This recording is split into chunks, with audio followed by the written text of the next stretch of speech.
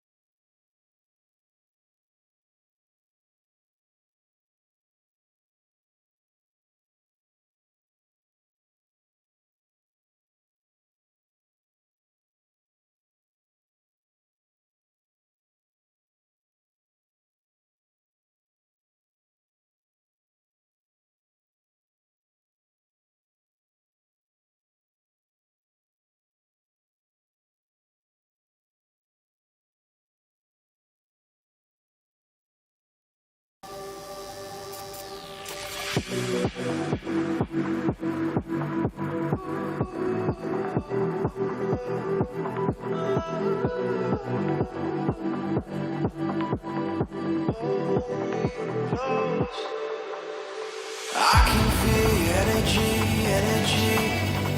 like you're standing next to me.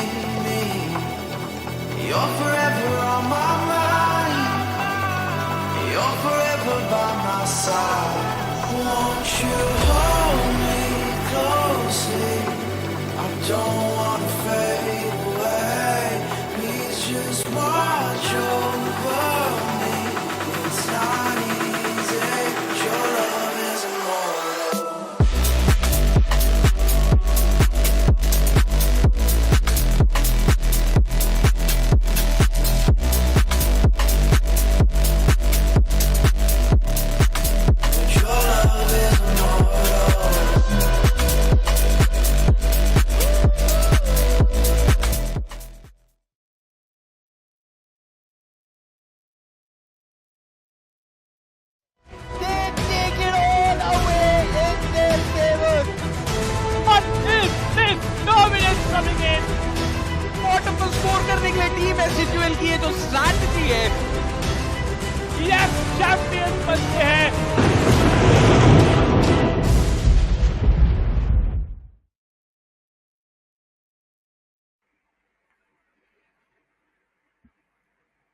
Good afternoon, ladies and gentlemen. We welcome you to Skyesports League 2023 Pokemon Unite Day number 1. This side, Necros alongside me joining live on the desk. It's going to be Raider, and well, it's just the beginning, it's just the start, and it is a very tremendous league where 8 cities will be competing against each other for the #1 title to become the champion, and we will be getting to know which team will be the one to make that mark in the very end. It's going to be a very, very long journey. So, Raider, what do you think about the teams and the rosters that we have seen in the announcement desk? For me, it's going to be a fresh start. I'm open to it. I'm looking forward to see that how these cities are going to perform, how the teams are going to explore their meta. Because as you said, it's a long journey indeed. And definitely I'm open to see a lot more changes, a lot more evolution as the Pokemons evolve, how far their strategies are going to evolve, what new things are going to be there on the table. A lot more, I guess, happening is going to be there, to be honest. So I'm excited for that. Yeah. Oh, well, it's just the day number 1, and we are just getting pumped up in a really lot bigger manner if you just talk about. But yeah, that, like, you know, it's Skyesports League. Like, at the very end, it's league, and we know how big it is. It has been done from the very past years. We've seen in the previous years as well. It has got bigger and bigger, and this time it is just, we can say it's Pokemon Unite. It's a new game. Definitely, it's not a new game anymore. It's just one of those biggest MOBA games in the Indian region, and we can see n number of players, those who are competing in this tournament. They are all professional players. They're all the top Gs in this India circuit. But which one team will be the one to crown as the topmost, the highest ranking team in the league, and will lift the title of this 2023 edition? So there are 8 cities, as we just talked about, and every city has got one influencer in their team that actually plays a major factor, because you see, if there are only 5 players, it doesn't they will play in a very professional manner. But when you have one addition to your city or in your team, it definitely makes much more impact. But if you just talk about the teams, Raider, do your honors. Yeah.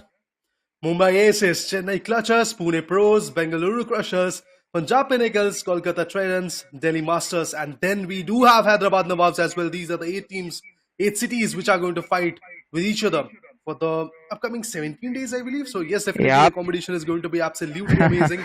We are open to it. We are actually going to witness a lot of chaos coming in, but the best of 5s, the best of 7s that we are going to happen, that we are going to watch out, to be precise.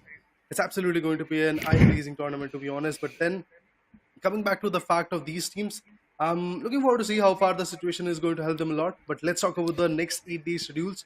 Well, first of all, today we do have the first match between the Hyderabad Nawabs versus Delhi Masters. The second one will be between Bangaluru Crushers and Punjab Pinnacles. Tomorrow we'll have Kolkata Tridents and Punjab Pinnacles fighting it off, and then Chennai Clutchers versus Pune Pros. That is kind of absolutely amazing, because every day we are going to get 2 BO5s if I'm not wrong. Yeah, exactly. We are going to get all the action till we can say the playoffs. Or before that, we're going to experience all the matches, which is going to be in a BO5 series. That means any team who wishes to win that series needs to win 3 rounds itself. The one team who wins 3 rounds out of those 5 will be crowned as the winners of that particular match. But just as we have seen in the next 8 days schedule, but at first we are going to talk about the day number 1 schedule itself. The first match, as we have seen, it's Hyderabad Nawabs will be taking on Delhi Masters on the very first match. The second match, as we move down, it is going to be Bangaluru Crushers versus Punjab Pinnacles. So, as we just talked about, both of them are going to be in a BO5 series. That means either of the teams have to win 3 rounds itself out of those 5 to get their points and get a lead in the overall point standings. BO5, that means a long journey for them indeed in every single matchup. So, yes, those 3 rounds are going to be really crucial. We might see all the 5 rounds getting utilized of the BO5 from the day that is going to get started. So yeah, definitely that can happen. Other than that, I am not expecting a complete 3-0s coming in. I would love to see some shifts coming in into that particular perspective. But let's talk about the team roster of Hyderabad Nawabs. We have Pokéboy, and that is the content creator. PokeUniteYT, that is again a content creator. Volc is there, Tesla, Tensai, and Mereum is also going to play for the team known as Hyderabad Nawabs. So 6 Giants coming into the play. We know 5 Pokemons, or should I say 5 guys are going to get utilized. So let's see which are going to be those first 5 players out of team Hyderabad Nawabs who are going to show their faces for the first match against the team which we call as Delhi Masters. Well, we have seen the roster of Hyderabad Nawabs, but this time we are really looking forward to see the lineup of Delhi Masters as well, because when you just talk about there are 4 professional players in your lineup, then you get 2 content creators, including in that. Either of one, I believe, is like, see, you are going to face only 5 players in each match. So I believe one content creator will be replacing that one player. But right now, if you talk about the roster of Delhi Masters, you get to see Osmium, Savage Girl, Anuj, Zirofuku, Shrey, Goku, and Naruto. So there are also 2 content creators that we get to see from the side of Delhi Masters, though there are 5 professional players as well. It will be much fun to see, Raider, which player actually will be replaced by the content creators, because either of one has to play in each and every match. Yeah, exactly. That is the kind of format that we are going to push forward in this particular league. So definitely choosing the right one for the right match is going to be really important. And what kind of, should I say, coordination is going to be there is going to be really very important for these guys. So yes, the roster is looking kind of decent. Have to see, is it going to be Osmium or Savage Girl coming up in the first match? That is going to be really crucial. But apart from all the other things, the excitement is on par. I'm looking forward to see what happens in the first match. What will be the first BO5 look like? Well, too many questions from my side, to be honest. But let's see what kind of answers we'll get from these 2 teams. Well, that's for sure, Raider, that we have plenty amount of questions in our mind, that which team is going to win, which team is going to take the lead, which team will have win in the very first round. We have seen from the very, like, these teams, they have been a part of Sky League from the very start, from the very season 1. But if you just talk about the audience, those who have joined in our stream to watch your favorite cities in action, make sure to follow them on their Instagram pages respectively as well. Every team, like if you talk about all the 8 teams, have their own respective Instagram pages. So you can go there, you can follow them up, and you can actually get to know about all the updates that are happening in the Sky League 2023. Because it will be a very long event. It's going to take a good amount of like 16 or 15 to 17 days. And when you just talk about that amount of time, you're not going to get all the updates just if you miss one of the streams. So it's better you just be updated through the Instagrams. You will get the match schedules as well, and in those respective pages as well as make sure to follow Skyesports on their Instagram, because all the entire event will be covered through them only. Indeed, you'll get to see all the updates coming in. You'll get to see the schedules. You'll get to see the results and stuff on the stories. And so I believe following them is going to be a really, very good option. Apart from all the other things, the pages of the 8 teams that we were talking about earlier has to be followed so that you can get the individual updates as well if you want to see what kind of competition they are actually putting up, what kind of scores they have. Everything is going to be updated on the Instagram handle. But all said and done, I'm excited for Hyderabad Nawabs and Delhi Masters. Well, it's going to be a very good face-off coming up between these 2 giants. But again, it comes to that how they are going to play with their roster. 4 players, the competitive one, and 1 is going to be the content creator. That is the kind of format that we're going to follow throughout the league. So definitely it's going to be hefty for you to choose as a team that which player you are going to take in the game and which are those players who are going to be out of the competition for this first match. There could be some other shifts coming in, but now all said and done, we're going to move on to the rosters. TG Tesla, TG Tensai, Mereum, Volc, and then we do have PokeUniteYT to be precise, coming from Team Hyderabad Nawabs, if I'm not wrong. And then from Delhi Masters, we do have Anuj, IMOG, Mikey, Shrey, Naruto, and Savage Girls. So if I talk about the content creators, that's PokeUniteYT and Savage Girls coming from both of these teams respectively. So Hyderabad Nawabs is ready. Delhi Masters are ready. Let's see who's going to bag out the first BFI. That's for sure. I'm really looking forward to which team will eventually take the very first round in the VO5 series, because that actually matters a lot. You actually gain some good momentum. But if you talk about if I have to pick one side for the very first VO5 series, I would love to go with Hyderabad Nawabs, because if you just talk about all the 4 players of like Tesla, Tensai, Mereum, Volc, all the 4 players individually in the professional matches, they have proven themselves. But right now, I will pick them as a favorite. If you want to go for any prediction, or which team is going to win this VO5 series, I'll go with Hyderabad Nawabs. Raider, what's your choice? I mean, you are going for Hyderabad Nawabs, so I should go for Delhi Masters. Okay. But definitely, I would love to see how Shrey, Naruto, Anuj, Mikey, and Savage Girl are going to compete against these giants. No doubt that Hyderabad Nawabs have that kind of experience, that kind of deliberation in the competition that they're going to focus. But when it comes to Delhi Masters, well, they are here, they have been invited, and eventually they have to showcase their talent. So I'm open to see how Delhi Masters are going to come up with the strategies that is going to defy the attacks or the kind of push that is going to come from the other team that is known as Hyderabad Nawabs.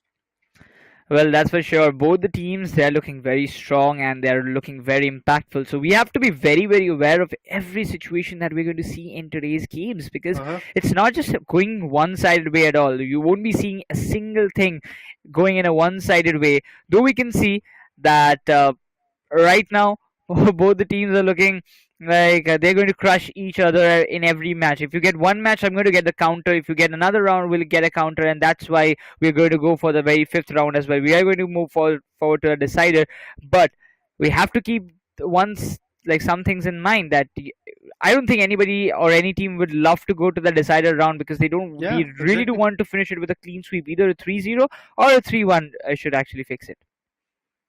That can be the case, but after looking at the rosters, after looking at these 8 giants, I really believe that 3-0s are going to be a little bit more kind of difficult.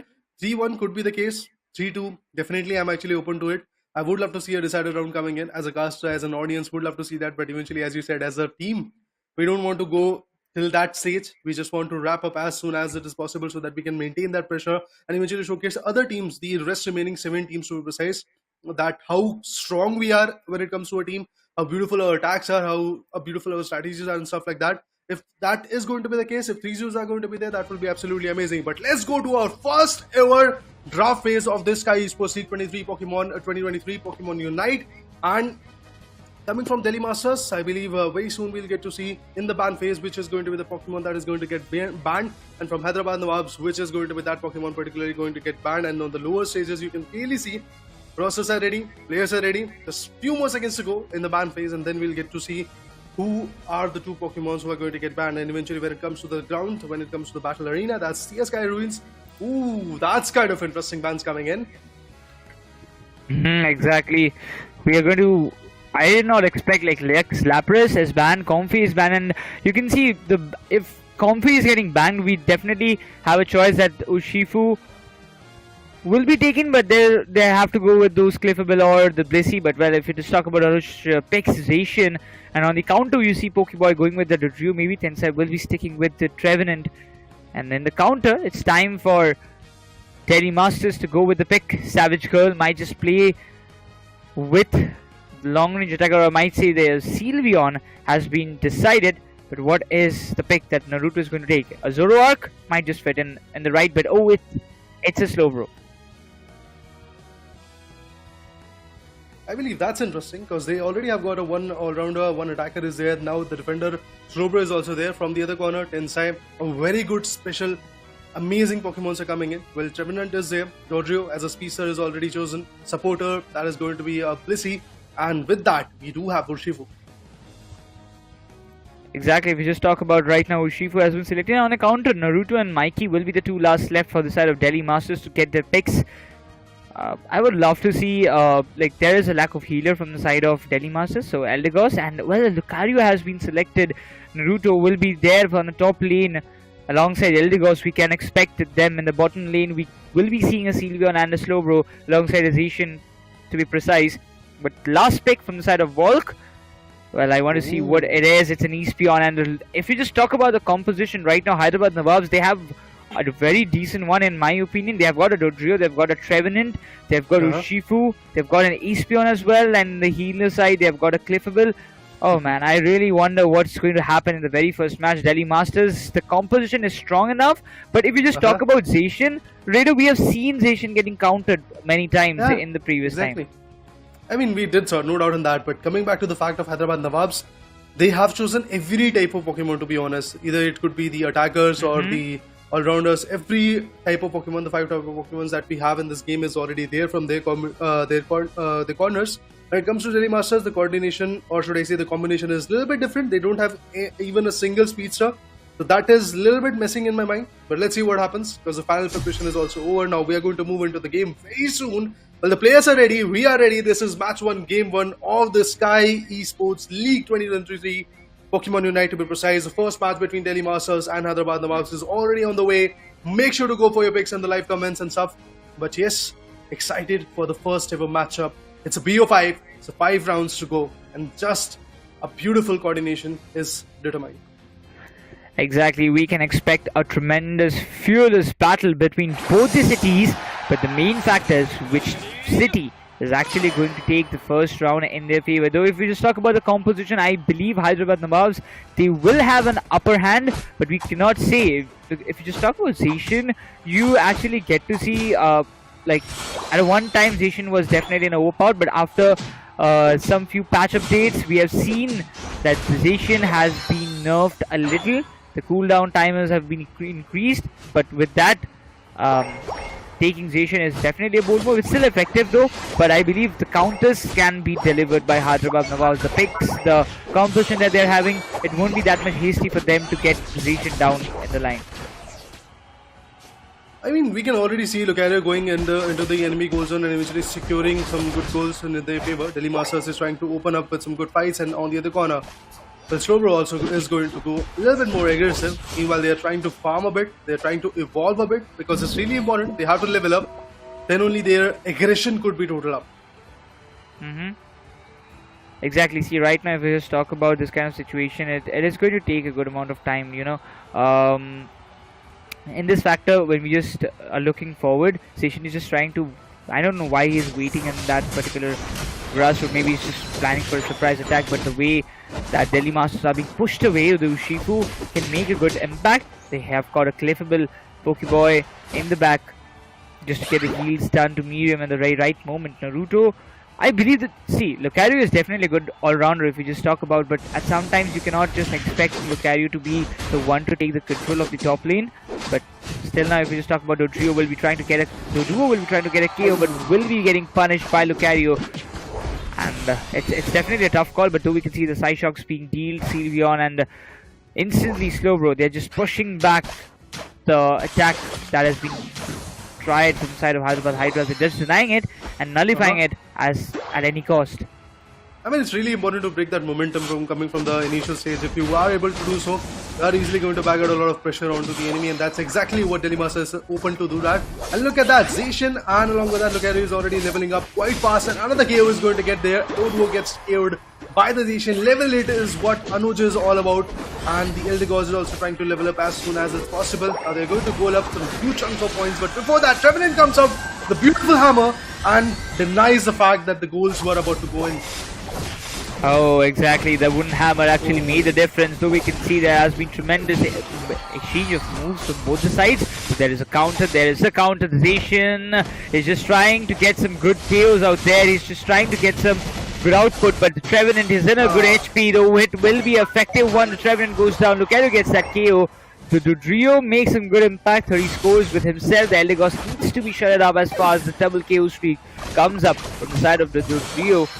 We can expect some pretty good scores coming on the top lane, though we see the objectives they have spawned. The first objectives, the Regi Ice as well as the Regi Dicky, will be there in the bottom and the top lane respectively, though we see the Delhi Masters stacking up for the Regi Ice at very first instance, though they will be punished brutally by the Hyderabad Nawabs.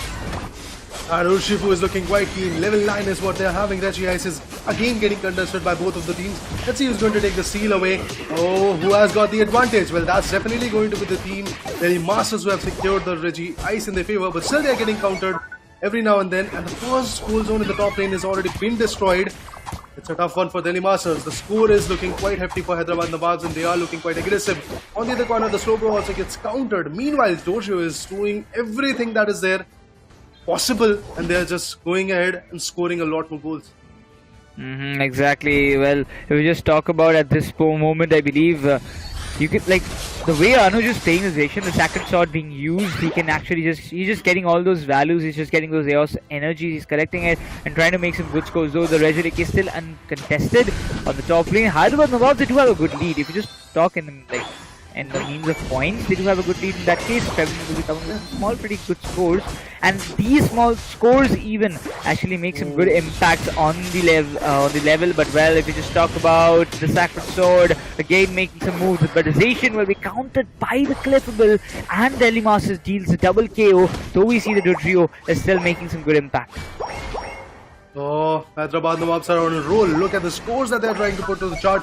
Already at a 244. Delhi Masters are struggling to go to the triple digits at this point. They are just getting KO'd every now and then. But yes, the push is again coming in. Look at that. The Sylveon wanted to come up with an attack but has to fall back. Well, is going in the goal zone, but Trevenant finds her and was able to KO it down. Wooden Hammer again comes in.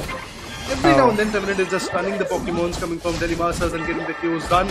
They don't have as much as Eos energy in their favor, but still, this is the time where Tesla could have secured those 40 Eos energies, but fortunately Naruto was there. The Lucario comes in as a savior, but still the goal zone, the bottom goal zone, first goal zone to be precise, have been destroyed. There's 2 more goal zones are left for Delhi Masters. That is going to be the bottom second one and the base goal zones to be precise, and now they are struggling a lot fighting in the bottom lane. Every now and then the Pokemons are getting KO'd from Team Delhi Masters, but Hyderabad and Nawabs, they are not at all backing out. Now the focus gets shifted from Mereum to the Regi Seal. Oh, the Registeel, it will be just contested and will be taken up in just within a span of seconds, and that is all that matters right now. Because if we just talk about, we might expect, yes, there is telekinesis being used, though it will be countered. The Sylveon goes down, Dodrio trying to make a double impact, but the Sacred Sword again making some good moves. Zacian will be countered by Eastman again. It's a triple KO, they are looking to get some more, so we can see some good scores coming up from the side of Dodrio. The Trevenant gets the Lucario as well, and there is a big spotting score coming up from the side of Hyderabad Nawabs, and Delhi Masters, they look kind of helpless at that moment, though I believe they will have to rely on the Rayquaza before they can do anything much more. Though we can see Hyderabad Nawabs still having plenty amount of scores, but they need time to score, and they need to make those as fast as possible because it's just 1.5 minutes to go, and the Rayquaza will be spotting up in the Legendary Pit. Can you see how beautiful these guys are stacking up and eventually getting as many as KOs as possible for them? That's absolutely amazing. They are getting the buffs, they are getting the orange buffs, the purple ones as well, and they are just countering everything that is there from Delhi Masters. Well, they are struggling quite a bit. But in the Legendary Pit, now the focus gets shifted to the wild Pokemon. They are going to actually farm them out, going to level up as fast as possible. They're already at levels like 13, 12 and 11. But if we talk about the Delhi Masters, look at that. Slowbro is at level 9. Although he has got the Unite move in his favor. Zacian also is there with the level 12. But still, not a lot of hefty damage is being done onto the Hyderabad Nawabs. And the Nawabs are definitely looking aggressive. But there could have been a KO onto the Urshifu, but Urshifu Mereum already falls back, is going to once again repatch himself and maybe fight back, but Slowbro is just trying to deny everything that is there as a push onto the particular guys of Delhi Masters. 71 is what they have actually secured when it comes to the Chaos energies. Slowbro gets countered by Trevenant. That was a beautiful attack coming in. Not just that, Trevenant finds another one. It's Lucario has been taken down. Anuj not looking that comfortable. See, there's one thing that I would love to point out. he had if Nawabs had to just do anything with them they can just split up in both the top and bottom lanes and they can actually help it out. But they're stacking with the entire team and just trying to focus on the kills rather than getting the scores, because they know they have scored a plenty amount of ones. They don't need to even focus on the scores anymore. They will stack in the Rayquaza pit again. They will try to melt down the Rayquaza as fast as possible, though there is a big push coming up with the Regiliki.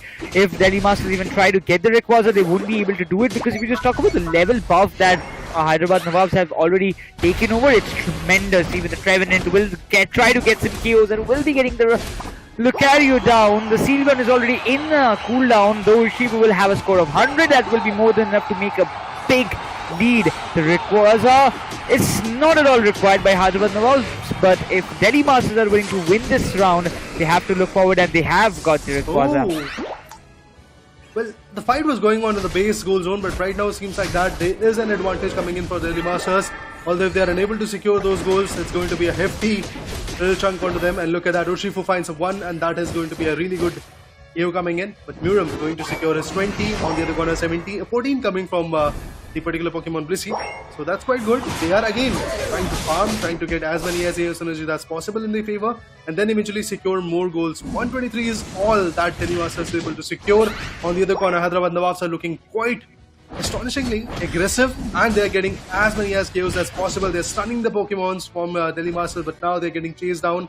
Well, this goal zone is getting converted by Tensai, and now Dodrio is also there. Counter attack could be coming in. Oh, again a stun from the Wooden Hammer. This Trevenant absolutely did the part for Hyderabad Nawabs. Exactly, this Trevenant is just doing wonders. If you just talk about, even though Urshifu has got a very good hand over those KOs, the main factor is that if you just see, there are two Pokemons from the side of Hyderabad Nawabs who have actually reached the level of level 15. Urshifu as well as the Dodrio making a very impactful game. Even the 14 level Espeon has also actually impressed us a lot. Though the Zacian could not do a plenty amount of work, and you can see the amount of scores not after even getting the Rayquaza. They are brutally damaging Delhi Masters. Oh.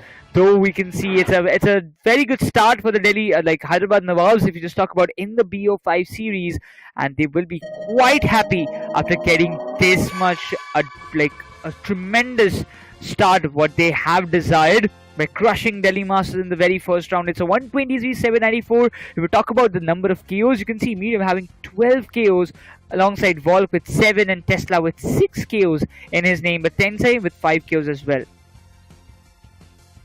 Mereum did the part, man. Mereum did the part, but definitely is going to be the one with 255 goals done. Volc on the other corner also with a similar amount of goals done, but eventually when it comes to the battle data, you can already see a beautiful Pokéboy was there when it comes to the recovery, when it comes to the support to the team. On the other corner, the Eldegoss from Team Delhi Master was not able to do that kind of amazing job. It has to be there from his corner, but Mereum on the other corner, when it comes to the attacking power, he was quite aggressive. 1,19,098 is the amount of damage that he was able to deal. He was able to deal. On the other corner, if we talk about Tensai, a hefty Pokemon to be precise. You actually can say the Trevenant played I was completely out of that thought that yes, Trevenant is a defender. I forgot that it was a defender and it is supposed to be coming and staying in the back line. But the main fact is that Trevenant is a kind of Pokemon you can actually play aggressive with as well, and you can also play quite defensive as well. Though we say it comes under the defender category, though I don't actually consider it to be precise, because the way that the Trevenant has a potential to deal a good amount of damage, get the KOs in a crucial moments, he plays a major role in anybody's team. But I really want to see what kind of bans are we expecting in the next round, because now Delhi Masters, they're quite aware that if we just give them this kind of picks or this kind of Pokemons, it will be very much challenging for us to make any counters. So I believe the next ban we might expect can be Urshifu, or we might see a Trevenant ban coming up from the side of Delhi Masters, though it's not quite sure. I mean, I was about to talk about Trevenant's ban coming in, because yes, definitely that Pokemon was able to change a lot of tides coming from Delhi Masters. Every now and then, whenever Delhi Masters try to attack, try to persuade and eventually showcase that aggression, It was the Trevenant. You can already see how beautiful those wooden hammers were coming in. They were able to stun the other Pokemons, and Delhi Master was just struggling to actually put their moves into the play. Look at that. Again, every now and then, even in the replay, you can see whenever the attack was there from Delhi Masters, there was Trevenant countering it. Exactly. Every time the Trevenant was pretty even. Yep. We have seen that the Trevenant getting KO'd as well. It's all part of a game. You see, you cannot survive the entire 10 minutes without being in a single KO. It happens on a very rare occasions that a single Pokemon haven't been KO'd throughout the entire match. But still, the Trevenant, if you talk about, even the Clefable actually played a major role by providing the heals and all. But the main support, yep, the Urshifu, the Espion, the Dodrio, the top 3 made it all on the top, not giving a single chance for Delhi Masters to make even a counter attack from there. And when they knew, Hyderabad Nawabs, when they knew they had a very decent score, they are not, they don't have to even focus on the scoring part or anything like that. They decided to stack entirely in a single lane and get the KOs and get the scores according, and they did it so well that Delhi Masters were completely left speechless, or I would say helpless at that moment. I mean, their focus, that was commendable. Hyderabad Nawabs was focusing directly onto the goal zones, focusing directly on the Pokemons that were coming from the opposite side, that is Delhi Masters, and they were just hunting one by one. Every single Pokemon was getting KO'd from the hands of Hyderabad Nawabs. No doubt they were also suffering with losses, but eventually it's all about how you're going to complete the part in your favor, and that's exactly what Trevenant, Urshifu, these two Pokemons were able to do, along with the support coming from Blissey and the other ones. Like when it comes to Espion as well, that Pokemon was also quite chaotic when it comes to the aggression, but all said and done, yes, indeed, a beautiful victorious game coming from Hyderabad Nawabs. Now, coming back to the fact of player of the game, in this particular matchup, it was Mereum for sure, with 255 goals in his favor, 12 knockouts, 12 assists as well, and a damage of 119,098. That's a huge score, although I can bet that this score is going to get countered soon enough by some other guy. And eventually the recovery was of 24,276. That's absolutely amazing as well. Mereum definitely is going to kind of, let's say, raise the stakes of this particular whole event. And from this stage to the next one, competition is going to be surreal. But we have to remember one thing, that this was a BO5, not a BO1, not a single elimination type of thing. So yes, the match score in the BO5 is 1-0 in the favor of Hyderabad Nawabs. Delhi Master is suffering with kind of destroying, or should I say devastating loss into their favor. But eventually Delhi Masters could come back in the next one, as they do have some beautiful guys. Osmium could be coming in as the content creator. We did saw other 5 competitive players as well, so they can actually shuffle with that. Maybe some good plays coming in the next match. Exactly. We might expect some changes in the next very round. There might be some changes in the content creators as well. But if we just talk about, there might be some other changes. Maybe the lineup change. I don't think there will be any lineup changes as such in the means of Hyderabad Nawabs. Yes, the expected change that we can actually see, it might be on the content creator side, as we just talked earlier, as Raider mentioned, that the content creators might be shuffled because there are 2 CCs in every team, or at least in these 2 teams we can get to see. So there might be a chance that one match, as we have seen, that Savage Girl was playing, and the next one we might see Osmium coming up from the side of Delhi Masters, and the same for the side of Hyderabad Nawabs as well. So we are expecting there might be one change that we can expect, but still in the next half, we just talk about, there's a 1-0 lead for the side of Hyderabad Nawabs, and they have done it very, very on a destroying manner. But still, the next one, if we just talk about Delhi Masters, if they want to stay alive in this series, they have to get a counter round immediately, because if they take a good amount of time, if this score goes up to like 2-0, I don't think it will be much easier, because by just looking on the very first match, we can get an idea how much destruction Hyderabad Nawabs actually carry within themselves, within the players, and it can be much more higher in the next few rounds if you just give them the room. I mean, it's not just about the game, it's all about the mental game as well. Eventually, if Hyderabad Nawabs are going to destroy them in the next round as well, then the mental pressure will be there for Delhi Masters. They might not be able to bag out this particular first match in their favor. The BO5 is looking quite amazing for Hyderabad Nawabs. I mean, the start is amazing, to be honest. But yes, things can change, and there could be a drastic change coming from Delhi Masters, the kind of momentum they are trying to push through. When it comes to their pick, we did saw a beautiful range of picks coming in. Delhi Master had a Trevenant, a Rodrigo, Blissey, Urshifu and Espeon. That means they were choosing every single Pokemon, every single type of Pokemon to be precise. They were tasting everyone. But when it comes to Hyderabad Nawabs, they were kind of decent. They were kind of, let's say, strategized that we are not going to choose this piece. The job is going to be done by Pokemons like Trevenant or by Zacian or by Sylveon and stuff. So they definitely were quite on point when it comes to the picks, when it comes to the traditional fight up. But yeah, second map is what I'm actually open to. And I would love to see how Delhi Masters is going to counter in this one. Yep, exactly. The second round is going to be very crucial. See, there are many amount of probabilities if you just talk about, because if Delhi Masters anyhow manage to win this round, they will have an equalizer in the series. But not only that, but they will have a good momentum for themselves to get a good start. Because in the very first round, the way they were defeated, it's not something any team would like to see. But yep, it's a part of a game. Good matches, bad matches are already in the tournament. You can expect you won't have all the good matches in an entire tournament, or maybe you cannot win all the matches in a single tournament. And especially Skyesports League is something which always gives you high quality intense matches, so you cannot expect anything go lesser than that. So it's the very first start. Though we can see Hyderabad Nawabs, they will have a good momentum boost, or maybe we can say a good confidence boost by after just winning the very first round. But not to go any much further, because this series is still alive and just the first round. We cannot we can actually expect a reverse sweep at any moment. We can expect any kind of unexpected changes in the scoreline. We are seeing a 1-0, we might see a 3-1 or a 1-3 in any of the cases. That can happen, or a 3-3 coming in. So there are also a lot of speculations coming in right now that what Delhi Master is going to come up with a counter, or is it going to be a same kind of performance where they're going to choose their own picks when it comes to the all-rounders, when it comes to the attackers, when it comes to the supporters and stuff. So is it going to be the same pick that was there in the first map? I really doubt that it is going to be a similar one, because they know that they decided to go with those Pokemons, but eventually it didn't work out. Now they're going to change for sure. They had 7 players, 2 content creators and 5 competitive enthusiasts. So that can definitely help them a lot when it comes to their picks. Meanwhile, if we talk about Hyderabad Nawabs, if I'm not wrong, they had just 6 players. Out of those 6 players, 2 were the content creators, that were PokeUnite and Pokeboy, and the 4 were the players. Those 4 enthusiasts are going to be there for sure. And eventually, when it comes to those content creator, eventually in the last match we did saw Pokeboy, if I'm not wrong. In this one, PokeUnite could come in, or Pokeboy could be the one content creator who's going to play for the next round as well, because they are getting the results. I cannot say the same for Delhi Masters.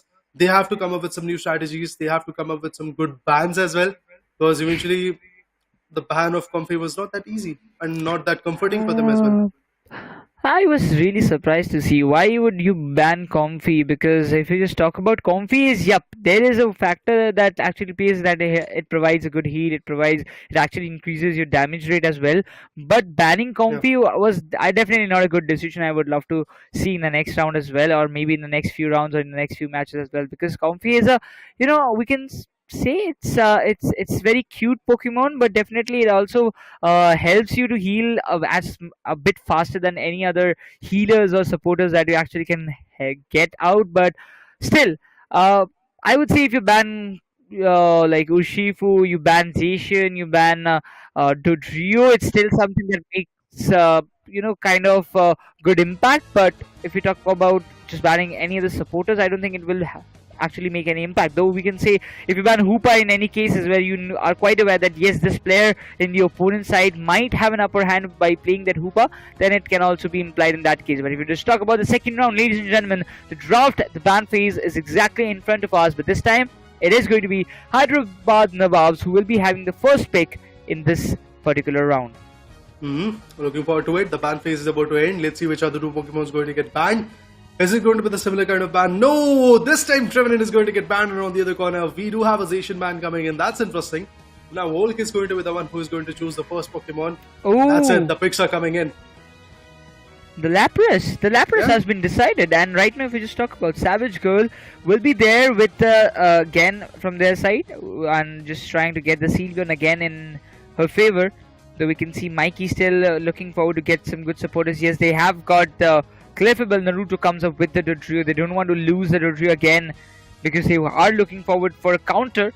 Though we can see the pick of Lapras can be a surprising factor against Delhi Masters, though Tesla immediately is looking forward for a comfy pick. Tensai might just stick with the Urshifu. No, it's not. He's going with that slow bro. There is double defender composition being picked up by Hyderabad Nawabs. There has been a change in composition and might be in the playing style, but on the other hand, when we talk about the Sylveon as well as the Blastoise has been picked from the side of Delhi Masters, and right now the situation, it looks kind of in the favor of Delhi Masters. I won't say though it's too early to say, but still the picks, they are somewhat, it's better than what we saw in the previous round. Oh, triple defender. Yeah, they are trying to actually come up with some good picks, and this time Hyderabad Nawabs, despite of going aggressive in the first round, they are going to be a little bit more defensive, I believe, in this one, because they have got Slowbro, they have got Lapras, and then eventually we have got Snorlax as well. Well, I really don't know, Raider. Like getting a triple defender composition, you get a Snorlax, Slowbro, as well as a Lapras. Alongside on the attacker, you get a Pikachu, and in the supporter, you get a Comfy. I wonder that we might expect Mereum and Tesla to go on the top lane, the Lapras and the Comfy. We might be seeing Pokéboy just prevailing alongside the Tensai in the bottom lane, and as well as we can expect Volc to be in the bottom lane as well. So we might see this kind of composition from the side of Hyderabad Nawabs. But on the other hand, when you talk about the Delhi Masters, yes, there is no doubt we will be seeing the Blastoise alongside the Cliffable on the top lane. We will be seeing the trio just trying to, feed on those neutral Pokemon to just level up alongside the Gardevoir, and the Sylveon will be on the bottom lane as I actually expect it to be. Though the Thea Sky Runes looking to get some more, the temperature in the Thea Sky Runes will be getting heated up. This is the match number 1, game number 2. Yeah. But still, I really want to see what kind of strategies are being implied by the side of Hyderabad Nawabs. Why is there a triple defender composition? Why? Like, how are they going to make the use of Lapras worthy for them? I mean, no doubt, I'm also quite surprised coming up to the picks that are there from Hyderabad Nawabs, but Delhi Masters, it seems like that they are ready with the counter coming in, and now the 10-minute marker has been hit. In the next 10 minutes, we'll get to see who's going to back out the second round of the BO5. Lapras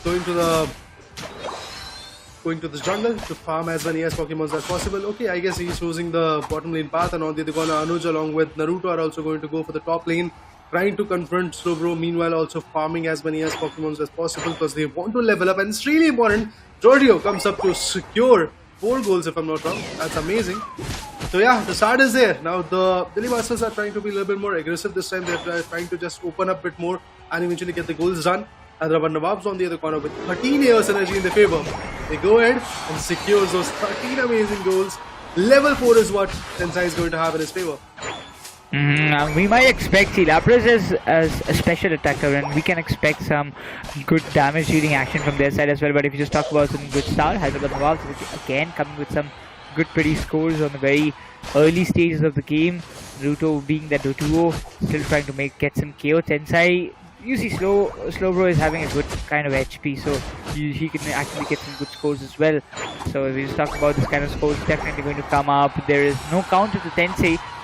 He's in level 5, might just not get the KOs right at now, but can actually steal those neutral Pokemons. But well, the Comfy might just stick with the Lapras in the bottom lane, and we can see the Mereum just getting and leveling up his Lapras as fast as possible, because it can be one of those surprising factors that might hit Delhi Masters in a brutal way. I mean, it is already hitting. Look at that. They are leveling up. Hyderabad Nawabs are not even giving a single chance. And once again, the KO could be falling up. Yes, Slowbro comes in. Lapras is also there. And the KO falls in the hands of Comfy. Pikachu on the other corner is still farming the wild Pokemon. Still trying to actually level up as fast as that's possible. The Thunderbolts are coming in. This is going to be a really good, amazing fight. But Savage Girls, the content creator, comes in from the Delhi Master side. Not a lot of HP. Oh, that was a close call. And with that, indeed, a beautiful KO coming on to the Sylveon. Oh, this kind of KOs are definitely making some interesting factors. If you talk about Anuj's HP is quite low. We can see that Slowbro is trying to get some good output. We can also expect some good kind of moves. And if you just talk about the Lapras again, this is somewhat of a Pokemon that comes into the question. He's using, if you talk about the composition, he's using the Water Pulse and probably the Bubble Beam from his end. But if you just talk about it, is that enough? Though the Lapras is making some good moves, not being KO'd yet now. There's 25 seconds on the clock. that we can Yeah. expect objectives to arrive in the bottom and the top lane respectively, and the main the contest and the main battle begins right from there. Well, 90 Hyderabad Nawabs are looking good. They have a buffer of 70 goals in their favor. But right now, seems like that Delhi Masters are trying to deny the fact that there could be a all stacking up push coming in. But Regirock is already there, and now the focus is going to get shifted on the bottom lane. And exactly that's what is happening. But in the legendary pit, around the legendary pit to be precise, Lapros was there, Comfy was there, but now they're also trying to come on the lower stages. And look at that again, the fights are coming in. Not a lot of chaos coming in, but Sopo gets countered by the Sylveon. Ooh, another big KO coming in. Pikachu gets taken down. Regirock is not that easy to control, but still, Mereum the Lapras was able to bag out a beautiful knockout. Dodgy on the other one also gets countered. Anuj is also about to get countered. And yes, the Clefable gets out of the equation. And with that, Snorlax backs out the Regirock. Oh, you can see this time the Bubble Beam and as well as the Water Pulse is just making so beautiful combination from the side of Lapras, and it's making some brilliant moves. So Lapras, the move will be countered eventually. We can see the Water Sprouts and the Rapid Spin coming up from the side, but with that Body Slam, Woodall will be countered, though we can see a Unite being activated from the side of Comfy. This tower will be completely perished out, but this time they're just getting all the KOs again and again. Hyderabad Nawabs, they're focusing on the KOs rather than just getting the score much more precisely, and that will create a very big hindrance for the side of Delhi Masters. So we can see the Sylveon and the Dodrio trying to make some good impact. The Comfy will stick with Slowbro just to save his life right now, but eventually we talk about, you cannot actually keep the Snorlax away from any fights, because whenever he sees his team in danger, he's the one stepping up right in front of you. Dodrio on the other corner falls from the bottom lane to the top lane, and now he's going to defend. Along with that, Gardevoir is also there. So yes, the confrontation is there. Lapras trying to deny the fact that there is a push coming in, but Pokeboy has to fall back in this one and has to defend the goal zone. But on the bottom lane, Willy finds an opportunity and was able to destroy the bottom lane goal zone for the particular team of Hyderabad Nawabs. Well, they are definitely having the advantage, but this time Delhi Masters are not going to get them a lot of lead in their favor. Pikachu once again coming up with some good attacks. Snorlax finds a beautiful Clefable. Slowbro bags out the Dodrio, and again some Unites, some beautiful KOs coming in. Pompey comes up with another Unite. Oh, right now the Hydro Typhoon is just getting into some good use as well, with a Rapid Spin again might just make some impact. Lapras gets the Regieleki for the side of Hyderabad Nawabs, and it goes right into the pit. We can expect it to be in a much more precise way, though we can see that yes, the Water Sprouts and the Rapid Spin, this is a deadly buff that the Blastoise is having right now, though the Regieleki will be getting a good hit, and the 50 score will be popping off from the side of Lapras instantly, though we can see the Unite move might be just available for the side of Lapras, but no, I don't think he's going to use it as fast as this much. But yes, the Sylveon needs a counter. Savage Girl, she's running just to survive from Pokeboy, but will she be able to just get an escape, because we can see a stack on the other hand, though they're trying to get the buffs, but Blastoise looks in not a good condition in the sense he's not having a good HP to survive. But meanwhile, the Sylveon will be countered. You can see the smile on Savage Girl's face, like she was completely stacked up by almost 2 to 3 players. Indeed, now she have to wait for the respawn timer to go over, but eventually Regirock is once again getting countered. Who is going to seal it away? I believe once again Hyderabad Nawabs are the one who is going to get the advantage. No, it was the Gardevoir. That's amazing. Delhi Masters now have the advantage of Regirock. Other Unite coming from the Comfy, but still the attacking formation of Hyderabad Nawabs is looking good. Look at the KOs coming in. All the Pokemons are just waiting for their own respawn times. Either it could be Clefable or the Dodrio as well. They're going to be back for sure, but Savage Girl once again with the level 11 in her favor is going to go ahead and farm a bit more. The growls coming from a corner are going to be quite amazing, but still they have to find a way to go ahead and eventually put some goals into the favor, because Gardevoir, he is stacked up with 50 goals, 50 years energy to be precise, but eventually scoring that goal is not going to be that easy. On the top lane, I believe the Regieleki is going to come quite soon, and after that in just 45 seconds, I believe we'll get to see the legendary boss Pokemon that's going to be Rayquaza, and that confrontation is going to be amazing, because we did saw the previous round that Delhi Masters were able to seal it out, but still, all in all, it was not a lot of favored fight for them. Again, Savage Girl, in her dismay, she was KO'd by the particular Pokemon known as Pikachu. That was quite good. Now focus gets shifted from Hyderabad Nawabs to the Regieliki, and yes, they have got an Li. The 6th Pokemon comes in the favor.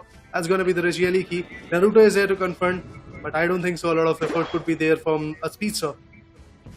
Exactly.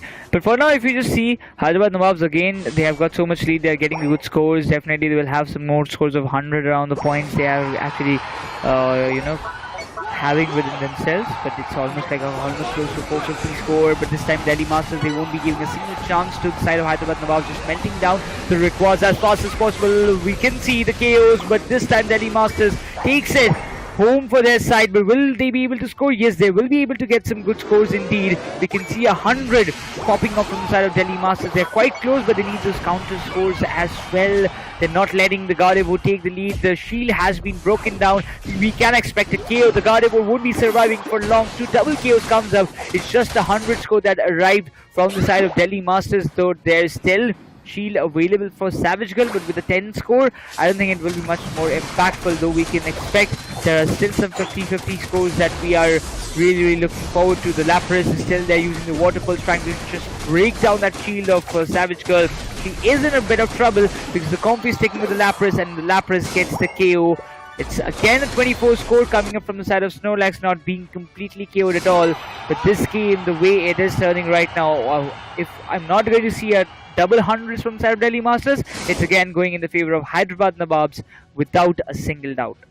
Look at the confidence coming from Mereum and the Comfy that is there in the team of Hyderabad Nawabs. They are definitely looking amazing. They were able to get the KO on the Sylveon. Meanwhile, the Blastoise is doing everything that is there in his corner, in his aggression that is there to get some good points. Naruto on the other corner has to back out. Yes, there is a buffer of, I guess, approximately 180 points, 160 points to be precise in the favor of Hyderabad Nawabs. But that was a good Unite move coming in, although it went in vain. As Pikachu was able to find the Dodrio, was able to take him down. Meanwhile, look at that, how beautiful Snorlax is when it comes to the shields.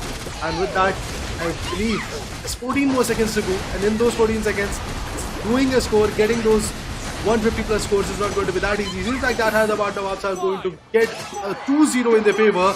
And yes, the KO comes in. It was a Blastoise. On the other corner, Lapras finds a Gardevoir as well. All in all, Hyderabad Nawabs definitely a commendable job from their corner. Oh, we can actually expect it's a 2-0 coming right exactly in front of us. Hyderabad Nawabs definitely will have a very good momentum. We just talk about the number of KOs. Mereum with 9 KOs, 12 assists, and 110 score from his end. Volc coming with the 9 KOs at 6 assists. That's fine because he was being that one to get all the KOs in the right moment. Tesla with 17 assists. It has been a tremendous performance from the side of entire team of Hyderabad Nawabs. You can see the equal contribution. But in the means of damage dealt, if you just talk about Mereum will have an upper hand with a total of 93,900 score and 85,488 coming up from the side of Volc as well. In the recovery rate, you can see 40,659 done by Comfy. On the other hand of Delhi Masters, 62,266 have been recovered from the side of Anuj. He has been a brilliant support towards the side of Delhi Masters, but well, the things actually did not go in the way that the Delhi Masters have planned it to be. I mean, Delhi Masters from the start, they were trying to be aggressive from the start. They were trying to go ahead with the goals done in their favor. And Dodrio was one of those Pokemons which was able to secure a lot of goals. But all said and done, it was not an easy victory for the particular team known as Hyderabad Nawabs as well. They were trying to maintain that kind of calm composure in their favor, and eventually, even you can see in the last 2 minutes, it was Delhi Masters which was able to get the advantage of 100 goals done in their favor, not the one known as Hyderabad Nawabs. For a second, I did thought that Delhi Masters, after getting that Rayquaza advantage in their favor, they could actually bounce back with some good attacking formation in their favor, but eventually, a beautiful defense system was there in the favor of Hyderabad Nawabs, all thanks to the combination of Comfy and Lapras working all together in the bottom lane, and on the top lane we did saw Snorlax doing the charm. Exactly. Like we were doubting all the three triple defender composition, though if you talk about the Lapras, I just forgot it was it can actually play like the Trevenant. It actually can make impact like the Trevenant, and it actually did pretty well. You can see the number of KOs that it got in his favor. But right now, if we just talk about the Lapras, played so brilliantly that X Factor. I'm a fond of that Pokemon right now, though I haven't mastered it. But it seems I have to do it as fast as possible. Go for it. But meanwhile, when it comes to the replay, you can clearly see how far the action was there. I mean, for a second, Delhi Masters was looking good. They were getting the KOs, they were getting the advantage of the Reggie Rocks and the Reggie Aliki as well. I really believe that the counter from Delhi Masters in this one, as compared to the first match, as compared to the first round, to be precise, game 1, it was a little bit good. But when it comes to the team effort, Hyderabad Nawabs was again on point. They were again stacking up with each other and getting the confrontation. Then they were getting the KOs. Rolex was there with the KOs. Lapras was there with the goals done in their favor. Pikachu also got, I guess, if I'm not wrong, just 7 or 8 KOs in his favor as well. And that was really important KOs coming in. Because in the last few minutes, we did saw Rodrio coming up with the triple peck. But still, it was Pikachu who was able to bag him out.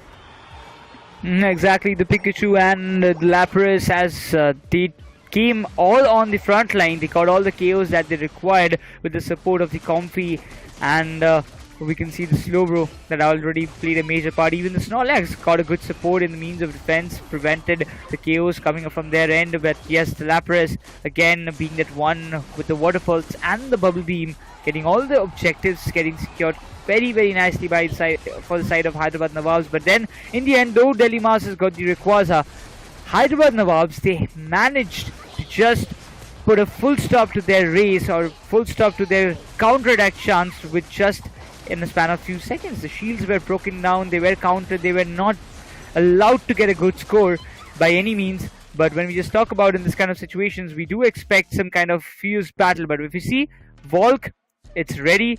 The player of the game, it's not going to be any other than Volc from the side of Hyderabad Nawabs. And if you just see 79 goals scored, 9 knockouts, 6 assists with damage of 85,488 with a recovery of 8,934. It has been a tremendous performance from side of Volc, and we do expect some more this kind of performances in the upcoming matches. Oh, for sure. We do expect a lot of chaos coming from Volc. We do expect a lot of chaos coming from Mereum, and these guys were absolutely amazing. But coming back to the fact of the damage, that's absolutely amazing. The recovery was also kind of decent, but he was unable to break the record that Kyurem was able to set in the game 1. But all said and done, I am still surprised to see that a Pokemon like Gardevoir was not utilized that effectively coming from Delhi Masters. What do you have to say about that, Necros? See, they actually had a chance. Even if you just talk about the composition, Delhi Masters, they did have a good chance of utilizing it precisely, and they could have countered Hyderabad Nawabs in this round and could have equalized the series.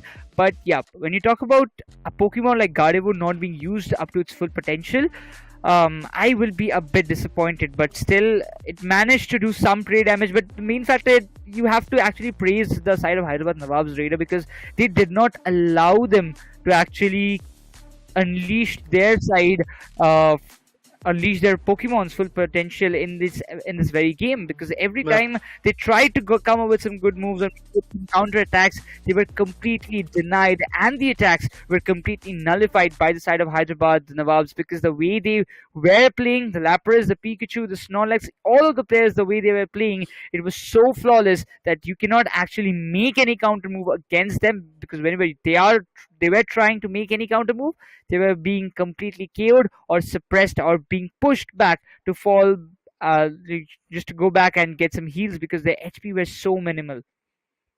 I mean, that's a glory for Hyderabad Nawabs for sure. I mean, they were able to surprise, they were able to get that evolution done in their favor, and eventually they were able to level up as fast as it was possible, to be precise. They were able to farm, they were able to put down those AO synergy in the enemy goal zones, and that's the most important thing that has to be there in this particular game. In 10 minutes, how far you're going to evolve, how fast you're going to evolve, how many goals you're going to score is the main meta. And that's exactly what Hyderabad Nawabs was trying to do. They were trying to level up, they were trying to put the goals down in their favor, they were trying to get the eliminations, get the KOs done in their favor, and that was absolutely amazing. Even for a brief second, for a brief 2 or 3 minutes, I did saw Delhi Masters coming up with some good counters. They were getting KOs done and dusted. Pikachu was getting KO'd, Lapras was getting KO'd, but very soon the shift of the kind of patience, the shift of kind of the pace, the aggression was there from Hyderabad Nawabs, and they knew how they are going to counter with them.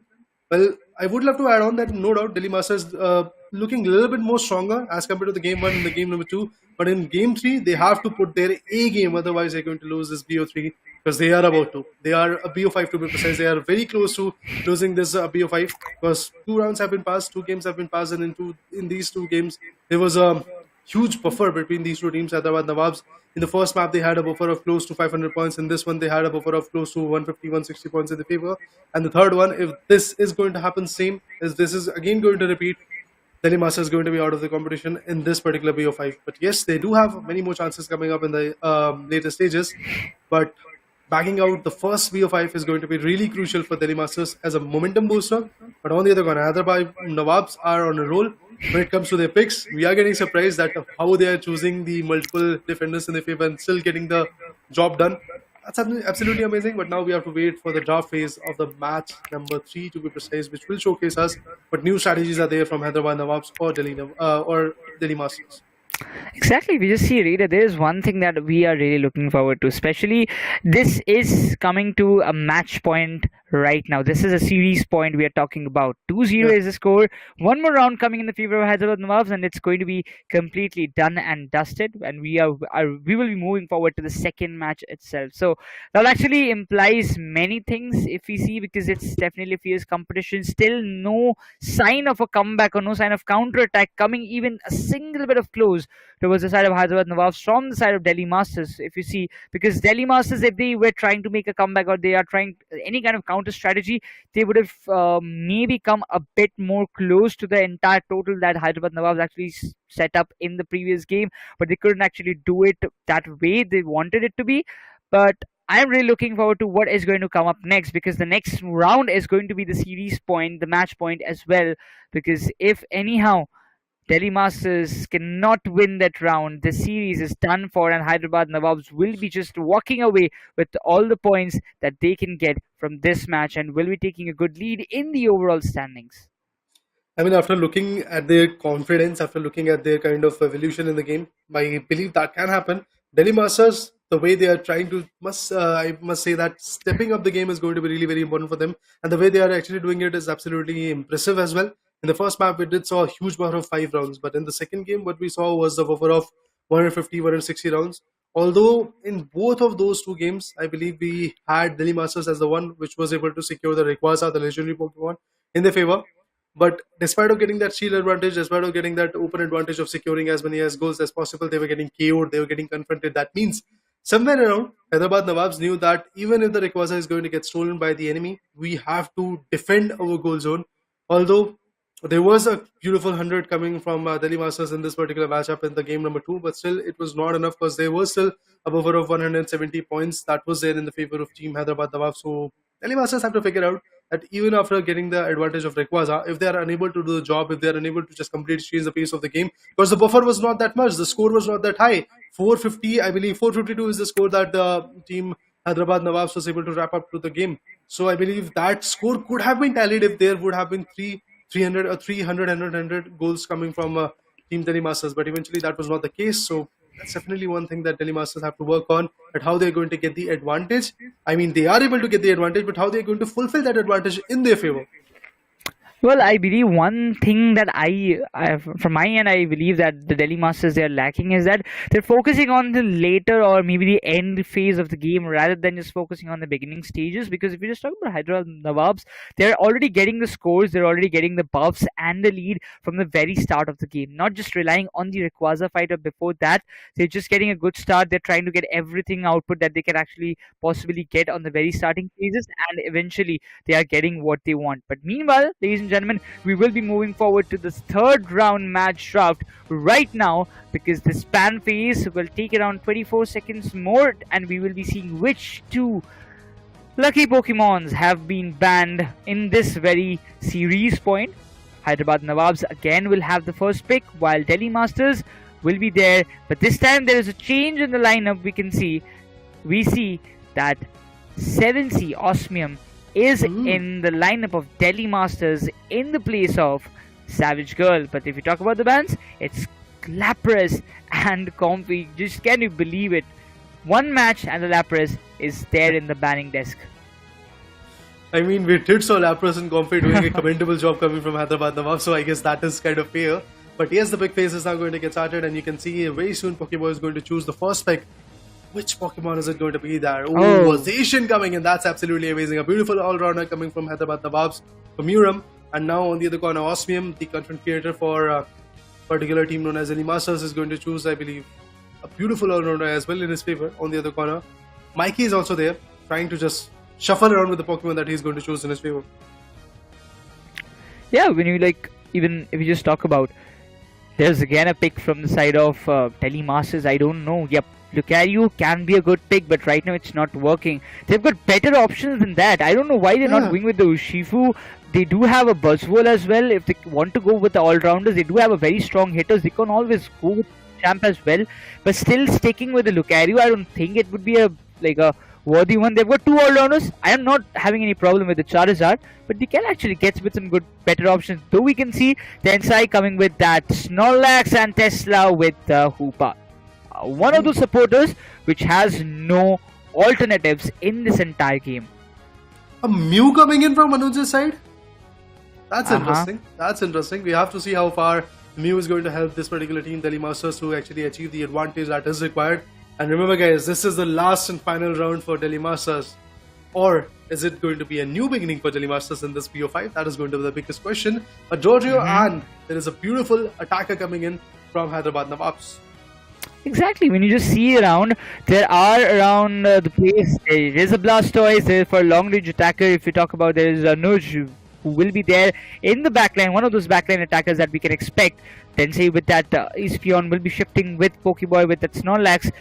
But still, there is a big question mark in my mind again. If you have a chance of picking a Machamp, if you have a chance of picking a Urshifu, if you have a chance of picking a Buzzwole, why going with that one Lucario? Again, you have got some better options. But first of all, not the first of all, but at least this is going to be the series point. Delhi Masters not having a single round in their favor.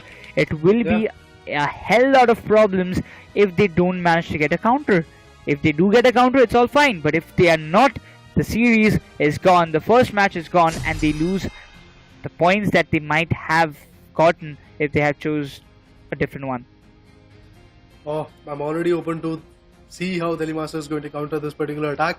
But when it comes to Delhi Masters, they definitely want to bounce back. They have got Clefable, they have got Charizard, Lucario, Blastoise, Mew. But as you said, not a lot of new Pokemons that are into the play are actually being chosen by Delhi Masters. But when it comes to Hyderabad Nawabs, they have Station, they have Hoopa, a very beautiful supporter for the team. Giorgio is there, a beautiful speedster which can easily steal a lot of attacks in his favor. And now moving forward, Hyderabad Nawabs and Delhi Masters are ready. The 10-minute marker is going to be hit, and with that, everybody is now pushing in their own respective lanes. Giorgio is going to go for the center one, I believe. Yes, that is the case. Meanwhile, in the jungle, Mew is there farming for the team Delhi Masters. Yeah, there is a big start. We can see the top lane being contested. Yes, it's Station and Hoopa going for the top lane now from the side of Hyderabad Nawabs. And the Hoopa factor plays a major role. You see the hyperspace mode being activated anytime, anywhere, any place you want to get the heal. You go back to your spawn, you get the heal, you come back again. But Lucario, it will be punished brutally. Station trying for those KOs, but won't be getting a good hand over there. But Clefable is there trying to get some good hits. They managed to get those berries just to get the heal done, but yep, this time Station won't be just leaving him. No, not at all. Makes a fall back, but yep, that's the only option that Lucario had at that position. Meanwhile, if we just talk about the complete duo that can be the one of those deadliest factor for the side of Hyderabad Nawabs, it's the Station and the Hoopa, because we itself know that Station has got a pretty good damage rate. Johto this time Tensai with the Psy Shocks dealing a good amount of damage. The Charmander won't be sustaining that much kind of damage in a single hit. So they are just trying to fall back, getting those heal up for themselves and just trying to get some good hits. Indeed, the hits are there, but now they are trying to actually steal some good Pokemons. But yeah, there we go. Snorlax coming into the play, wants to secure those 6 Chaos Energy as the goal coming in, but Charmeleon is going to push him forward on the other corner. Yes, it was the Espeon who was able to push a little bit back on the Osmium's corner, but Osmium as a content creator is doing good right now. He's trying to level up, he's trying to actually gatekeep the goal zone as well. Anuj was about to get KO, but was able to secure his way into the goal zone and was able to heal himself back. But once again, the attacking formation of the Snorlax comes in. He's trying to stun the Pokemons, but was unsuccessful in it. Exactly, that's the factor. And meanwhile, when you just talk about, this is something that we're looking forward to. As the scores of Hyderabad Nawabs starts increasing for a very early stage, there is no doubt in that. But now, if we just see, it's what we expect. The trio being in a very, very dicey position, will be KO'd.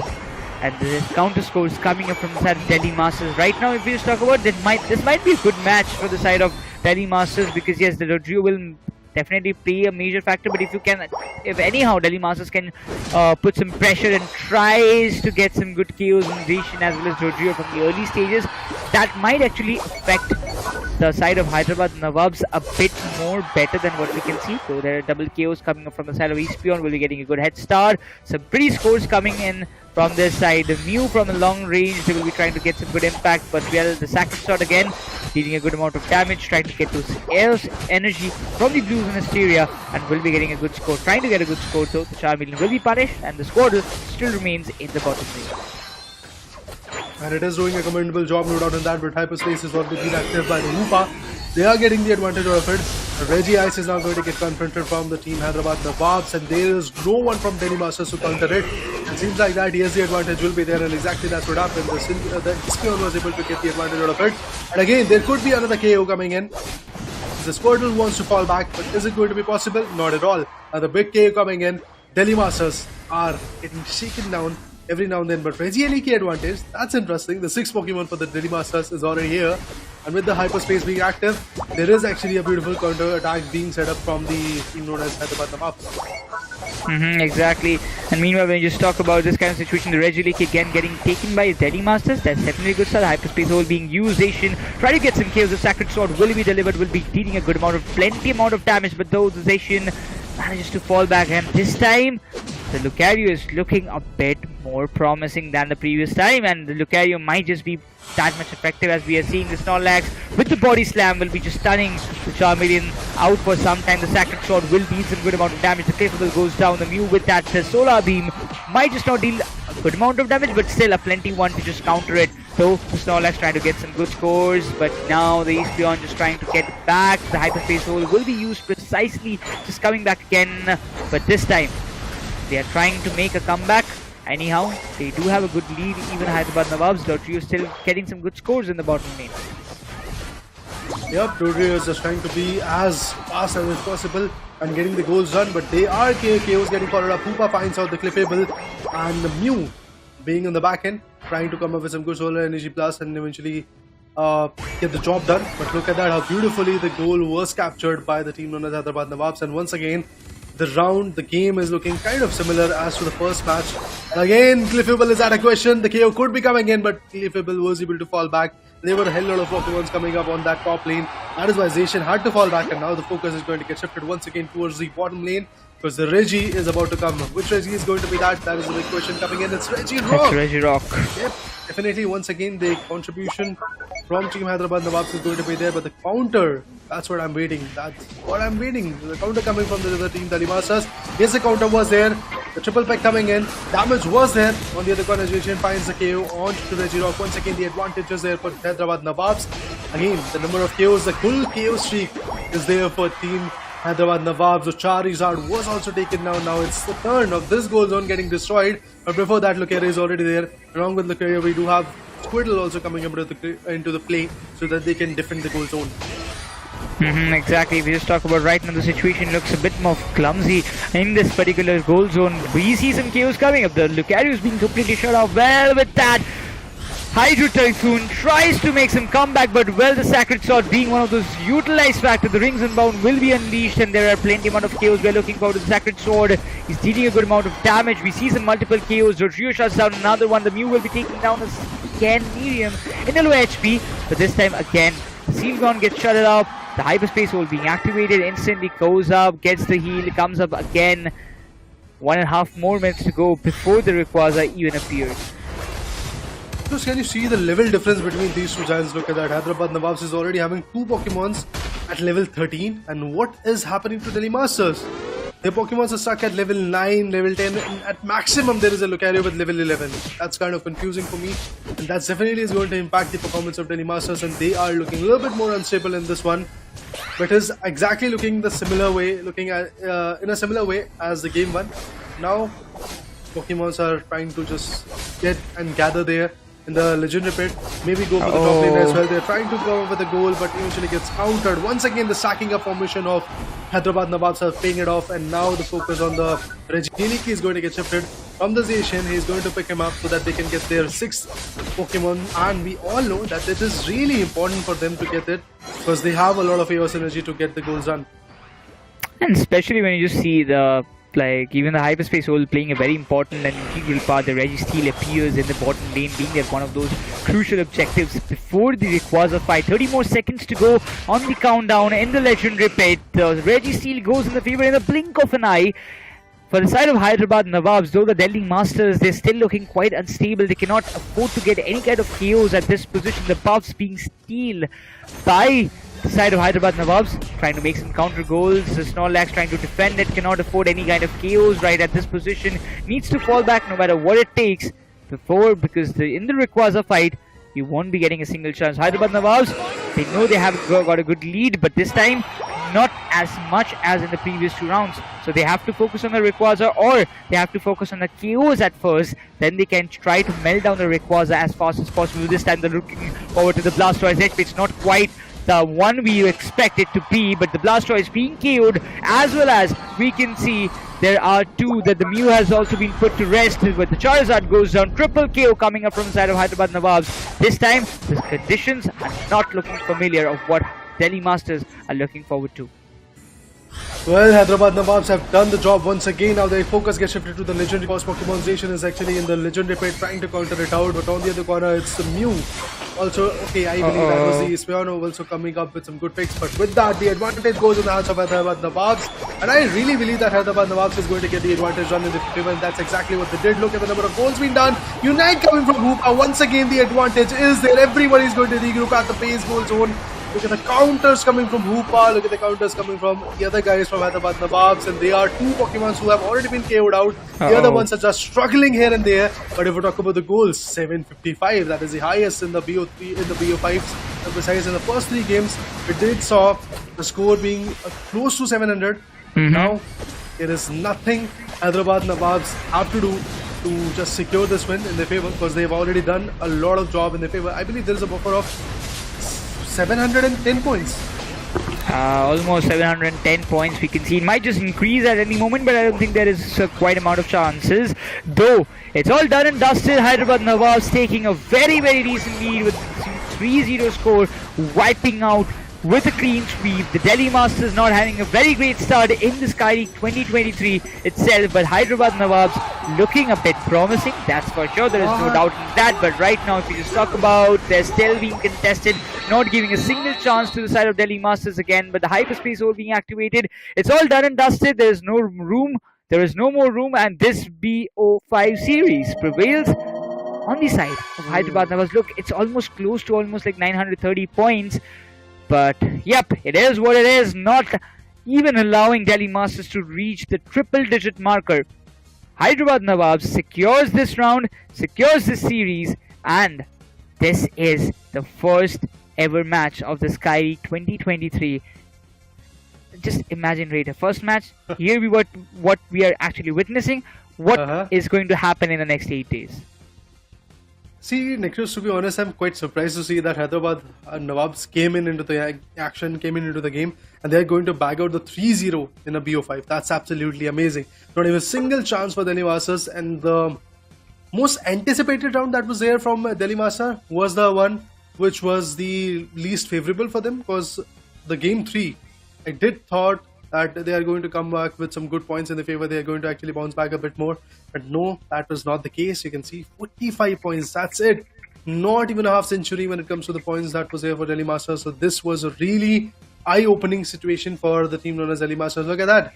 Delhi Masters was able to secure those 45 points at the 4-minute marker. But after that, for complete 6 minutes, they were so unstable. They weren't able to even secure a single point in their favor. Meanwhile, if we talk about the Hyderabad Nawabs, every 2 minutes they had a buffer of, I believe, somewhere around 100 points in their favor, and eventually after that the Rayquaza advantage was there. I believe every single Pokemon that was there from Hyderabad Nawabs was able to secure that 100 goal. Exactly, everybody actually, they maintained a complete team game that was much more required. And Hyderabad Nawabs, the way they actually played the team games was definitely uh, a very important factor that I believe actually played in their entire series. In the means of team games, Delhi Masters, they lacked a bit, in my opinion. It's just my opinion. I'm Yeah. just giving it right because I believe Delhi Masters, they had a good potential. They were trying hard, but definitely you cannot be on the winner side every time. It's the very start. It might be the very first game. It might be the very last game, but it always happens. Even Hyderabad Nawabs, after having a very good start in this Sky League 2023, there might be some certain matches that they won't be winning. But it's too early to say because if you just talk about the entire team game that Hyderabad Nawabs actually played, Raider, I'm really scared what will be the plannings of the other teams against them because this team is looking very strong. Definitely, Hyderabad Nawabs have actually secured their first ever victory in this particular league, and they were absolutely chaotic. They were absolutely strong. So, coming back to your question, that what will happen when it comes to the other 6 teams that are going to face off each other? I really am open to see what kind of picks they will actually come back with. And yes, I am actually going to admire the fact that Hyderabad Nawabs were able to choose a lot of different Pokemons. They were exploring a lot of different possibilities, and they were able to get the job done in their favor. Although that triple defender pick that was there in the game too, I was surprised to see that, but eventually, yes, still there was a favorable fight for the Hyderabad Nawabs. Delhi Masters on the other corner were unable to secure, or should I say explore, some new Pokemons, and that is the one of biggest loss that was there for Delhi Masters, to be precise, because facing off in front of Charizard and Pokemons like Blastoise is kind of a meta that is already explored, that is already adamant for teams like Hyderabad Nawabs. So yes, Hyderabad Nawabs did a beautiful job after securing the Rayquaza in this one. All they had to do just was to persuade that goals to be done in their favor. And yes, if I talk about the player of the game of this game 3, it was EG Tensai, or should I say Hyderabad Nawabs Tensai, with 194 goals in his favor, 11 knockouts, 12 assists. And the damage is looking quite similar to what Mereum had in the game 1. It's 1,19,381. So yes, it is a little bit on the higher side, but when it comes to recovery, that is actually looking a little bit on the lower side. 3,853, that's what he has secured. Tensai, a commendable job done from his corner. And that actually shows that how beautiful these guys are when it comes to a team effort. Because in 3 matches that they win, in 3 rounds to be precise, that they were able to win, every now and then the MVP was different. The player of the game was different. In the first one, it was Mereum with 88 merit points. And in the second one, we had Volc, if I'm not wrong, with 87 merit points. And in this one, we do have Tensai with 86 merit points. That shows every single guy has the potential from Hyderabad Nawabs. Exactly. Everybody, Hyderabad Nawabs, the team is looking promising. The team is looking destructive. The team is looking ferocious. So right now, in the beginning, in the very first match, if we can actually see that these kind of statements, I believe we have to be prepared for what is going to come up next in the very few games or in the very few days that we are looking forward to. Though there we can expect that this is just the first match, this is just the first game, but the amount of the amount of damage that this team has actually came up with, I am completely out of words what is going to come up next. But if you just talk about the entire scores of this BO5 series, it's a 3-0. It's a clean sweep coming up from the side of Hyderabad Nawabs against Delhi Masters. So with this, they will be just bagging up some good points, and they will be just taking the first position right now in the overall standings. Though there will be 4 teams just along them, but that actually depends on the ratio that how they are winning it. Though we are expecting, after all the teams, all the 8 teams will have at least one match of their each. We might be seeing their overall standings after that. But before, if we just move on to that, for now, the BF5 series has been ended, and we are looking forward to the match number 2 of today's game.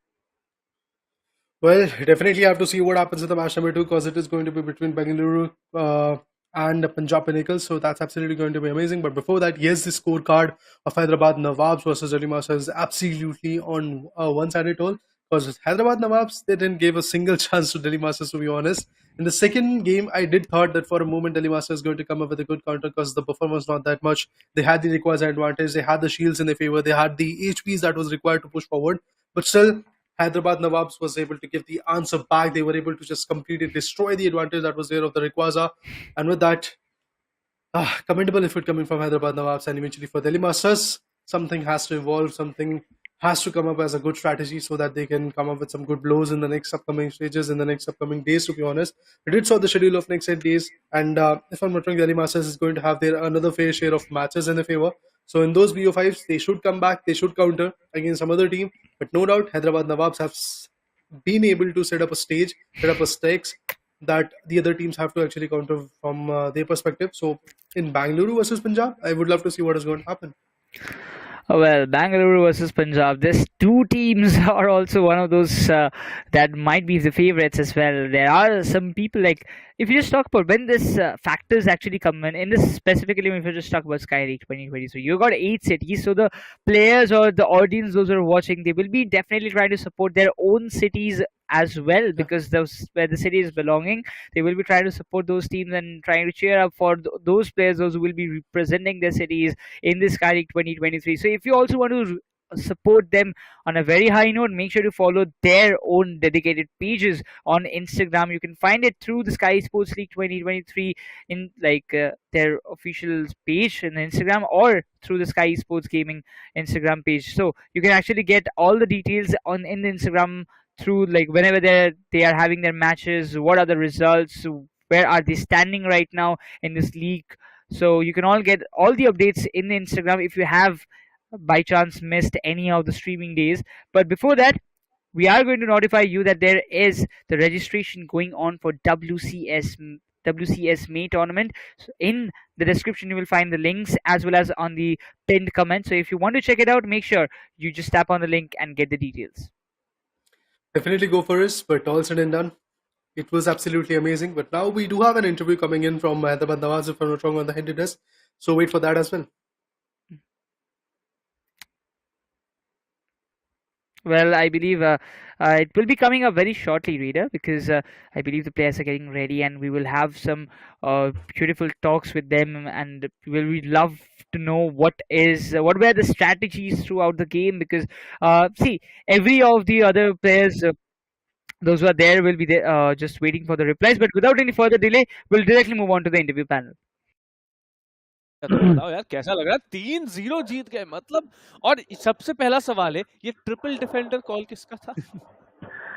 Triple defender यार, triple defender कुछ ऐसा हो गया था, मतलब वो गलती से पिक हो गया था स्नोरलेक्स, तो कुछ और प्लान था लेकिन तो गलती से पिक हो गया था, लेकिन हम लोग कॉन्फिडेंट थे कि यस हम लोग कर सकते हैं, क्योंकि हम लोग ने बहुत अच्छी तरीके से वो जो भी पिक मतलब ले रहे थे हम लोग, उसी में हम लोग कंटिन्यू कर रहे थे, तो हम लोग को लग रहा था कि हम लोग कुछ कर लेंगे, तो उतना कुछ इशू नहीं था।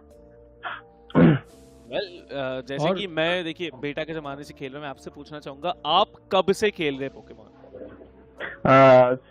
I am playing from season 2 से मैं स्टार्ट किया था, बस उसके बाद गेम खेलते खेलते थोड़ा बहुत मैं कंटेंट की तरफ में चला गया, देन उसके बाद उसी में चला गया, मतलब वही कर रहा था। और आप प्रैक्टिस कितने देर किए थे, क्योंकि जिस तरीके से आपकी टीम का कोऑर्डिनेशन दिख रहा था उससे देख के लग नहीं रहा था बहुत जल्दी यार, मुझे तो लग रहा था कि आप बहुत दिन से खेलते आ रहे हो एक साथ। मतलब जो भी प्लेयर्स है उनके साथ पहले खेल चुके हैं हम लोग, तो नॉर्मली खेलते थे कभी कभी, तो इससे पहले जस्ट एक दिन ही हम लोग का नॉर्मल एक स्क्रिम्स खेले थे, बस वही सब प्रैक्टिस, उसके बाद डायरेक्ट आज तो डायरेक्ट मैच में आ गया डायरेक्ट, मतलब उससे पहले कुछ भी नहीं।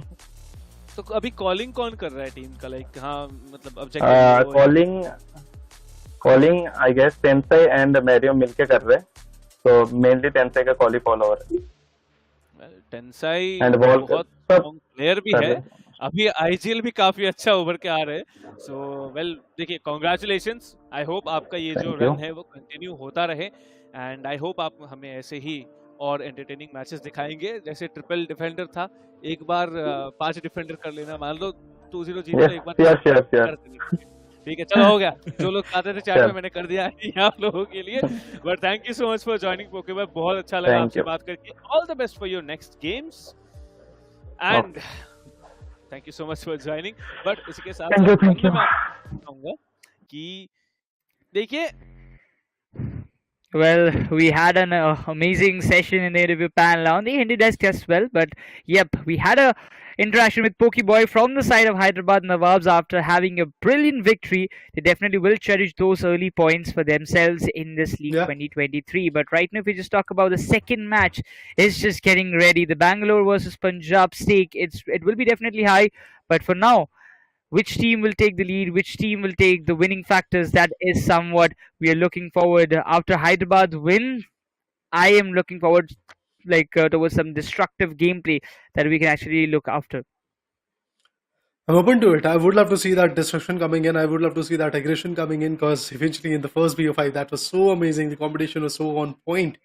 Well, I wanted to see Delhi Masters coming up with some good counter-attacks. Maybe that is going to be fulfilled when the battle between Bengaluru and Punjab is going to happen. We would love to see a beautiful decider round also coming in, because in the first one, we saw a complete domination coming from Hyderabad Nawabs, and Pokémon was quite happy about that. But still, in the later stages, I believe you are going to become predictable, because this competition is going to go for the 17 days, 15 to 16, 17 days to be precise. So yes, the IGLs, the analysts, the coaches are actually going to get a lot of idea that how the opponents are going to perform. And we don't have a lot of different players. So these 6 or 7 players that are there from each individual team are going to be there. They are going to shuffle around with it. They are going to shuffle around with the combinations. There are not infinite combinations, to be honest. There are going to be a number of combinations that you can play with, so that can affect a lot of possibilities, a lot of outcome that are going to be there in the near stages. So I'm open to see that how Delhi Master is going to counter the other teams, as well as whenever they face off again Hyderabad Nawabs, how they're going to counter them as well. See, if I were one of those teams playing in the league, if I was the IGL of any team, I would be just waiting that if I have to counter Hyderabad Nawabs, because see, every team will face each and every one in any of the matches in the next few days. There's a round robin format that is going on, and then we will have the other qualifiers as well. But in the round robin system, every team will be just looking forward to just win it. But if we just talk about the rosters, the first we talk about the Bangaluru Crushers. A Poke Gamer will be there as a CC, DS will be there as a CC. Then we talk about this lineup: Kamiru, Mevius, Noxy, ScepTer, and Omen. These 5 professional players, they will be one of those to definitely look out for. But if we talk about the CC, when it's whether it's DS or a Poke Gamer, we would love to see which one CC will be just stepping up in the very first round. Though this time, Bangalore Crushers, they are looking a bit promising. Before the match starts, they are into some. My expectation will be quite high from their side. But next, if we just talk about the Punjab Pinnacles, we'll have to see. Ooh, Somraj is here as a content creator. But eventually, on the other corner, if we talk about the esports enthusiasts, the competitive players, Pardesi, Scare, Blair, Berserk, and Rook. Names are quite hefty. I would have to see how Punjab Pinnacles are going to perform against the Giants of Bangalore Crushers, because in the Bangalore Crushers, we did saw a beautiful roster, a beautiful contribution of that attacking formation is going to be there for sure. So I'm open to the aggression that is going to be there from Bangalore Crushers. But Punjab Pinnacles, quite a hefty blow coming in, and they only have Somraj as a content creator. So I believe Somraj is going to be playing every single match.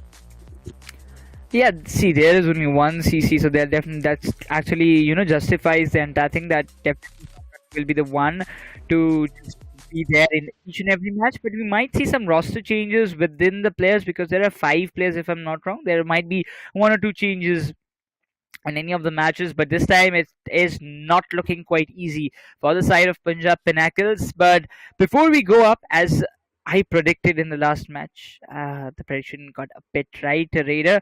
This match again, are we going for any caster's pick? I would go for Bangalore Crushers. I'm just going to completely deny your prediction. So yeah, Raider, you stole my chances, but I kind of read your mind that you are going to go for Bangalore Crushers. So that is why I just completely came in between your pick, and eventually, yes, Bangalore Crusher is the one I'm going to pick. Well, I don't want to, hurt anybody's feelings, so I have to go with Punjab Pinnacles. Yeah, you were right. You were right with the prediction. You actually justified it, but because I cannot, hurt anybody's feelings, so I'll stick with Punjab Pinnacles. I hope they can perform a bit better, because yes, definitely, if we talk about, in my opinion, Bangalore Crushers are a bit better in the terms of the players. They have got past experience. They are very, very dominant in that matter. If you just talk about Punjab Pinnacles, will have some tough time. But without any further delay, we will move towards the first draft pick of the second match of the day and the second match of the Sky League 2023 of the round 1. Bangalore Crushers will be there with the first pick, but definitely Punjab Pinnacles will be just going with some good, trying to get some good picks, though we can expect. But which bans are we expecting from both the ends? That is a big one. That is a big and important question, to be precise, coming in. But the bans, those are really important, as you know, because it can actually formulate a lot of things. Asian ban coming in, and on the other corner, I believe that's Espion coming in. That's absolutely interesting. So Bangalore Crushers are ready. A Poke Gamer, to be precise, Comfy could be the one that he's going to choose. As a really beautiful supporter coming in into the play. We did saw in the previous matchup how beautiful it was with the Lapras attack coming from Hyderabad's Nawabs. But right now, it's Bangalore Crusher who is going to choose. Maybe they can choose that particular supporter, but yeah, after shuffling around, Omen is the one who is going to choose the Comfy in his favor. Well, not getting into any Urshifu or something, just straightly going with that Comfy might allow the side of Punjab Pinnacles to get some, good picks. Yeah, Pradesi coming with the Lapras, and we can see that trio even popping up. So we are just looking up to some great outcomes at this position. If you just talk about even this from the side of Bangalore Crushers, ScepTer might be just going with that Mew, and Kamiru with the Urshifu, who definitely will be playing a major role. But on the other hand, Berserk and Phoenix Cast definitely looking for some good picks from their end as well. Well, the picks are coming in for sure. As you said, Urshifu, Mew again, I would love to see how Mew is going to get utilized in this particular game, because in the previous matchup, when Delhi was able to choose the Mew, they were unable to put that output. On the other corner, we do have a Cremaron coming in. Phoenix Cast on the other corner is going to choose the beautiful Slowbro. So a double defender attack is already there from the corner. Trevenant and a beautiful attacker could be the one that is going to be there from Bangalore Crushers. For now, if you just talk about Noxy, comes up with the Trevenant as well. But on the other side of Punjab Pinnacles, we see Cramorant being used by Berserk, and Scare is there as well. But what is the pick that he's going to choose? Oh, it's an Absol. Might be an Absol, and if it is an Absol, that will be effective. It definitely will be a double speedster composition coming up from the side of Punjab Pinnacles in the very first round of this BO5 series, and we do expect some. I really expect some surprises right now at this position. I was talking about Bangalore Crushers might have an upper hand, but now I believe by seeing the composition, Punjab Pinnacles might be the one to just make it a bit dicey for the audience as well as for us, the casters. Alright, let's see how far the situation is going to help Bangalore Crushers, and on the other corner, Punjab Pinnacles are definitely looking sharp when it comes to their picks. A double defender, a double attacker, and then a double speedster, and then they have an attacker that is going to be Berserk with the Cramorant. It's kind of interesting, but then if we talk about the particular guys from Bangalore Crushers in the 3S Skyruns, they have decided to go with a beautiful supporter, the Comfy. Well, the preparation phase is also done, and now we are going to move on to match 2, game 1. The start is going to be impressive for sure. Yeah, definitely. We are looking forward to some great matches up. We have seen a BO5 series. Just before it, we saw a clean sweep coming up from the side of Hyderabad Nawabs. Right now, another different two cities competing against each other for another span of a BO5 series. We don't know what it's going to be. We are seeing it is Pokegamer and Phoenix Shivansh coming up from both the sides, two CCs. But yeah, this time I'm looking forward to get some good action. We see Pardesi and Scare going in the top lane now with Lapras and the Absol, two flawless Pokemons. We have seen the damage and the impact Lapras can actually deliver, but this time we also see that the Cramorant, the Slowbro will be prevailing in the bottom lane, while the duo will still be there to just feed on to those neutral Pokemon to just buckle up and level up in order to just get some good damage. The Comfy trying to just scare away the Absol right now on the top lane might not make a bigger impact, but still we can see that Punjab Pinnacles might have an upper hand in this fight. But Pardesi being in a low HP, I really want to see what happens in the next few minutes, because in the very start, on a heads up of the 7 minutes, we are going to see those objectives popping up at any moment. Well, yeah, the picks are coming in for sure. That is the kind of situation that I'm actually open to. But Bangalore Crusher on the other corner have yet to score the single goal. ScepTer along with the Comfy, I believe that is Omen That was a really good combination that was there, but now they have to actually push forward to get the goals done. Player on the other corner is about to come up with a triple pack, but the KO comes in. A 2 KO streak for the Urshifu, and now they're going to back out of the set of amazing goals. This could be the opportunity that they were waiting for, and yes, exactly, a 54 stack up coming in from Bengaluru Crushers. Punjab Pinnacles on the other corner stuck at the single digit, but Noxie is not looking that good. The Revenant has to actually fall back on the other corner. Phoenix Cars, the slow bro, just looking aggressive, trying to get as many as well possible in his favor.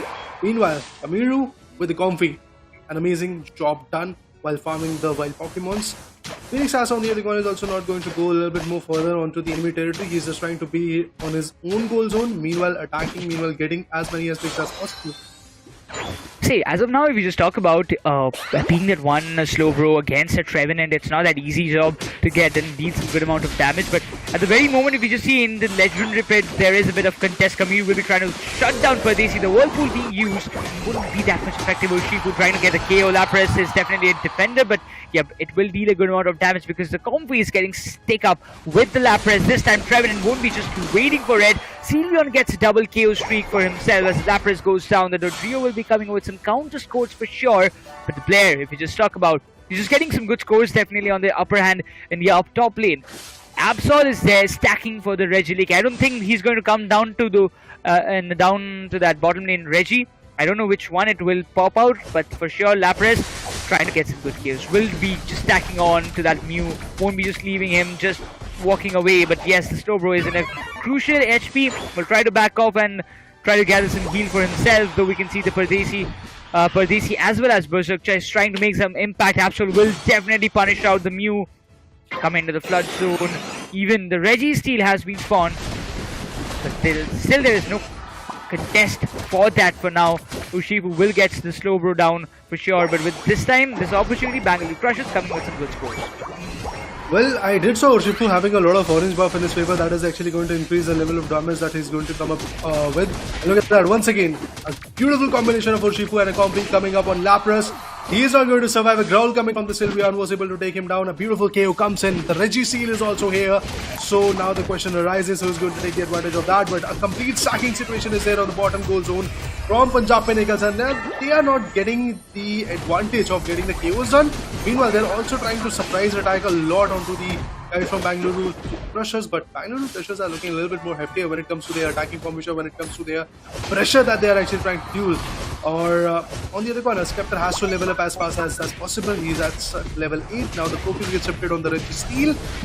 This team wanted to get the advantage, and they are going to get it because the Urshifu again backs out a beautiful advantage of the Registeel. That's for sure. On the top lane, instantly when you see the Regieleki has been completely contested by the side of Punjab Pinnacles. There is no chance that you can actually make the things happen, but the Regieleki will be completely claimed by the side of Punjab Pinnacles without a single doubt. Though there are players, Bangalore Crushers is trying to get some and land some hefty blows towards the side of Punjab Pinnacles, but I don't think they will be able to do it in so much precisely. Though the comfy factor is actually giving a good buff to the side of Punjab Pinnacles. So, you won't be allowed to get a good score. Trevenant just pops up in the right moment, but still, if we just talk about the Cramorant, might be in a certain danger. The Sylveon being completely contested, the Regieleki hits, the Absol gets the KO, and this Absol will definitely be one of those, I would say, irritating Pokemons for the side of Bangalore Crushers to make any counter, because the way the Absol actually plays and sometimes, go berserk, it sometimes becomes really tough for any of the players or any of the team to deal with it. Right, and once again we can see that kind of anticipation that is going to come in is absolutely amazing. Bangalore Crusher is once again ready with 144 goals in their favor. The Solar Beam also coming in from the Mew, trying to just level up as fast as possible. There are a lot of 40 EOS energies coming from players like Mew, and on the other corner we do have Cramorant and Dodrio also with a similar amount of EOS energy. But look at that, Sylveon was able to back out Dodrio on the other corner. Now Slowbro is at a question. Urshifu with some damn good punches coming in from his corner was able to attack a lot on Pardesi. Now he has to fall back because Comfy with a Unite could actually devastate a lot of attack. Was able to do a beautiful KO. And on the other corner that was the Absol who was able to back out the Urshifu. And now Comfy is actually trying to survive onto the other guy. But Omen, not a lot of damage that these guys were able to push forward. Revenant and Comfy are going to fall back a bit. Again, Woodpecker Hammer is going to come in. Not a lot of hefty advantage out of it, but still, Now the focus could be shifting very soon onto the Regirock as well. Oh, this time we can see the Solar Beam being one of those effective ones, but there is triple KO coming up from the side of Punjab Pinnacles. The Bubble Beam is making some damage, but Urshifu instantly pushes down. Though we can see the use of Mystical Mirage being used by Mew, just trying to counter it out. The Regirock still being contested solely by Kamiru and just trying to get it melted as fast as possible. Though there is a bit of chance Absol might just get a steal at any moment. This countering Absol is the main objective right now. They cannot let the Regirock go. Handy for the side of Punjab Pinnacles. The Absol is very beating in a very low HP, but will not be allowed to get this one as Urshifu takes both the Absol as well as the Regirock in the favor of Bangalore Crushers in this one. Once again, the scores are looking quite on an edge.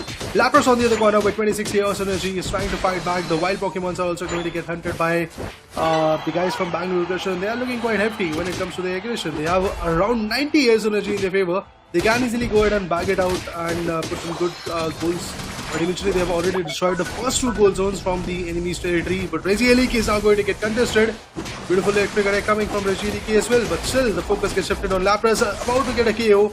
But still Urshifu has to fall back. Urshifu along with the guy. Comfy has to fall back. Comfy on the other corner is going to get taken down. Oh, that was Urshifu.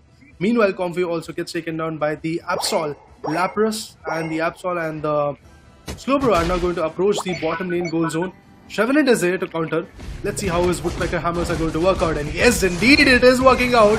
He has to heal himself for sure. But on the other corner, the solar beams are coming in from Mew. Or they see it's now going to be out of question.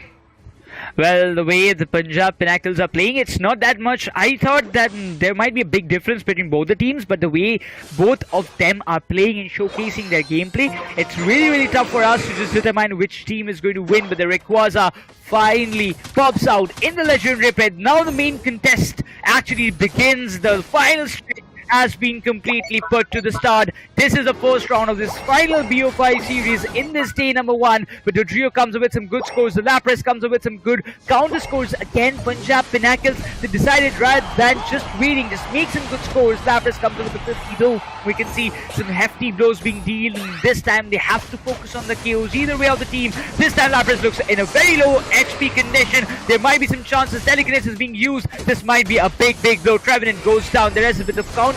We are expecting Lapras in a very low HP. The Comfy Unite has been activated. We see the Lapras going down. It's a 4 KO strike for the side of Punjab Pinnacles. This is the right moment to get the Rayquaza melted down for the side of Punjab Pinnacles, and they have done it. This time, the Punjab Pinnacles, they are just going and looking forward to get some good scores, and they will be delivering it without a single delay. And the Bangalore Crushers are being crushed in the very first round of this BO5 series. Oh! That's it. They have got the advantage. They have got the Rayquaza. They have the kind of knockouts that they needed. And with that, they have already maintained a buffer of more than 300 points in their favor. I guess somewhere around 328 points. But now they're going to actually bag out some more Chaos Energy so that they can come up with some good points as well. And maybe secure some good goal zones. But Trevenant was able to pick a hefty damage onto Blair. Now Blair is just trying to run for his life. Not going to go far away. And Mew was able to find him as a KO. But on the other corner, look at that. Again, a 100+ goal coming in from Bangalore, from Punjab Pinnacles. On the other corner, Bangaluru Crushers are struggling. They are just getting KO'd now and then. Sylveon gets countered. On the other corner, would love to see more and more KOs coming. Cameron finds a Mew, a squishy Pokemon being squished. And that's it. Punjab Pinnacles bags out the first game of Match 2. BO5 coming up to a very hefty start. And Shivans is indeed quite happy about it. Oh yeah, that's for sure. It's still going to make a good move eventually. But well, Raider, I have to see that. I have to tell it was definitely a good start. Yeah. Well, for sure, the start was absolutely amazing. The picks was absolutely on point. When it comes to the scorecard, you can clearly see that the victorious one, the Punjab Pinnacles, have secured 642 goals. There is a buffer. There is a mesmerizing buffer coming into the play. And meanwhile, the defeated one is going to have 222 points in their favor. Meanwhile, all said and done, I was excited to see how Punjab Pinnacles were able to counter, because the Cramorant came out quite glorious for them. And the amount of points that the Cramorant was able to dish out for the team was absolutely amazing. Meanwhile, when it comes to the damage dealt, I guess Scare is the one who is going to be at the highest peak. As a speedster, I was not expecting this to happen, but yes, indeed, Scare is the one who scared a lot to be precise, from the perspective of players of Bangalore Crushers. On the other corner, for Bangalore Crushers, I had a lot of confidence out of them, but seems like that things have to change for them. Otherwise, it's not going to be an easy ending for them. Kamiru, Omens, ScepTer, Noxy, a Poke Gamer, they definitely tried their level best, but let's see at the levels of evolution. Blair, Scare, they both were at the 15 level. That means Speedsters was absolutely hefty when it comes to the leveling up situation. Berserk was with 14 attacker, 14 level to be precise, a very good attacker coming into the play. For they see a very good defender at level 13. Phoenix Cast himself was at level 14, a very good defender coming into the play. Definitely, in the start we didn't saw a lot of outcomes coming from Punjab Pinnacles, but eventually it's all about how you wrap up the game. It seems like that Punjab Pinnacles were absolutely on point onto that perspective. Well, if you just talk about this graph, actually determines and shows how the entire game was going and playing out through. Because if you just talk about the entire time, Bangalore Crushers at the very start, they had a good control. Then it came down to Punjab Pinnacles. The way they were countering each and every time, it was really something to actually comment out. But right now, Punjab Pinnacles, by securing this very first round, they're looking very confident. And right now, I don't know. Sometimes I think, Raider, that my prediction always goes with the winning team. That's amazing, no doubt, man. Indeed, Punjab Pinnacles is off to a very good start. That's why my hope is there that Bangalore Crushers is going to crush the hopes of Punjab Pinnacles. And if that happens, there could be a beautiful comeback situation coming in. But just as the first game happened, just as the first match happened between Hyderabad and Delhi, I would love to see a beautiful shuffle of situations coming in between these two giants, Bangalore Crushers and Punjab Pinnacles. Coming back to the fact of replays, you can clearly see how beautiful the start was there for Bangalore Crushers. From the start till the 8-minute marker, it was Bangalore Crusher which was having the top-notch aggression in their favor. But one thing that was there from Punjab Pinnacles was setting up of the traps. And eventually in those traps, the team known as Bangalore Crushers got crushed after the 2-minute marker was there. Yeah, exactly, and I would love to see some this kind of actions more. It was not at all in a one-sided way, the way we have, experienced the first match of this very Sky League 2023.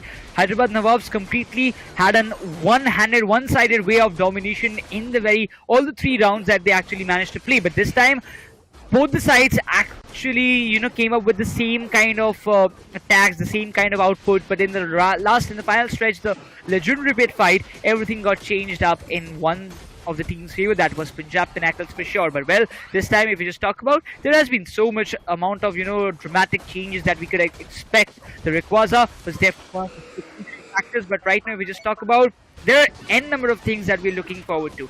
This was just the very first round of this BO5. We can actually expect many more things to come up in the next few rounds as well. But if you talk about the player of the game, it's none other than Berserk being that Cramorant. 200 goals, 2 knockouts, 8 assists coming from his corner, 50,024 damages also there. 7,473 is going to be the total recovery that he was able to do for the team. No doubt, Punjab Pinnacles, they did a hefty damage. They did a hefty impact onto the team known as Bangalore Crusher.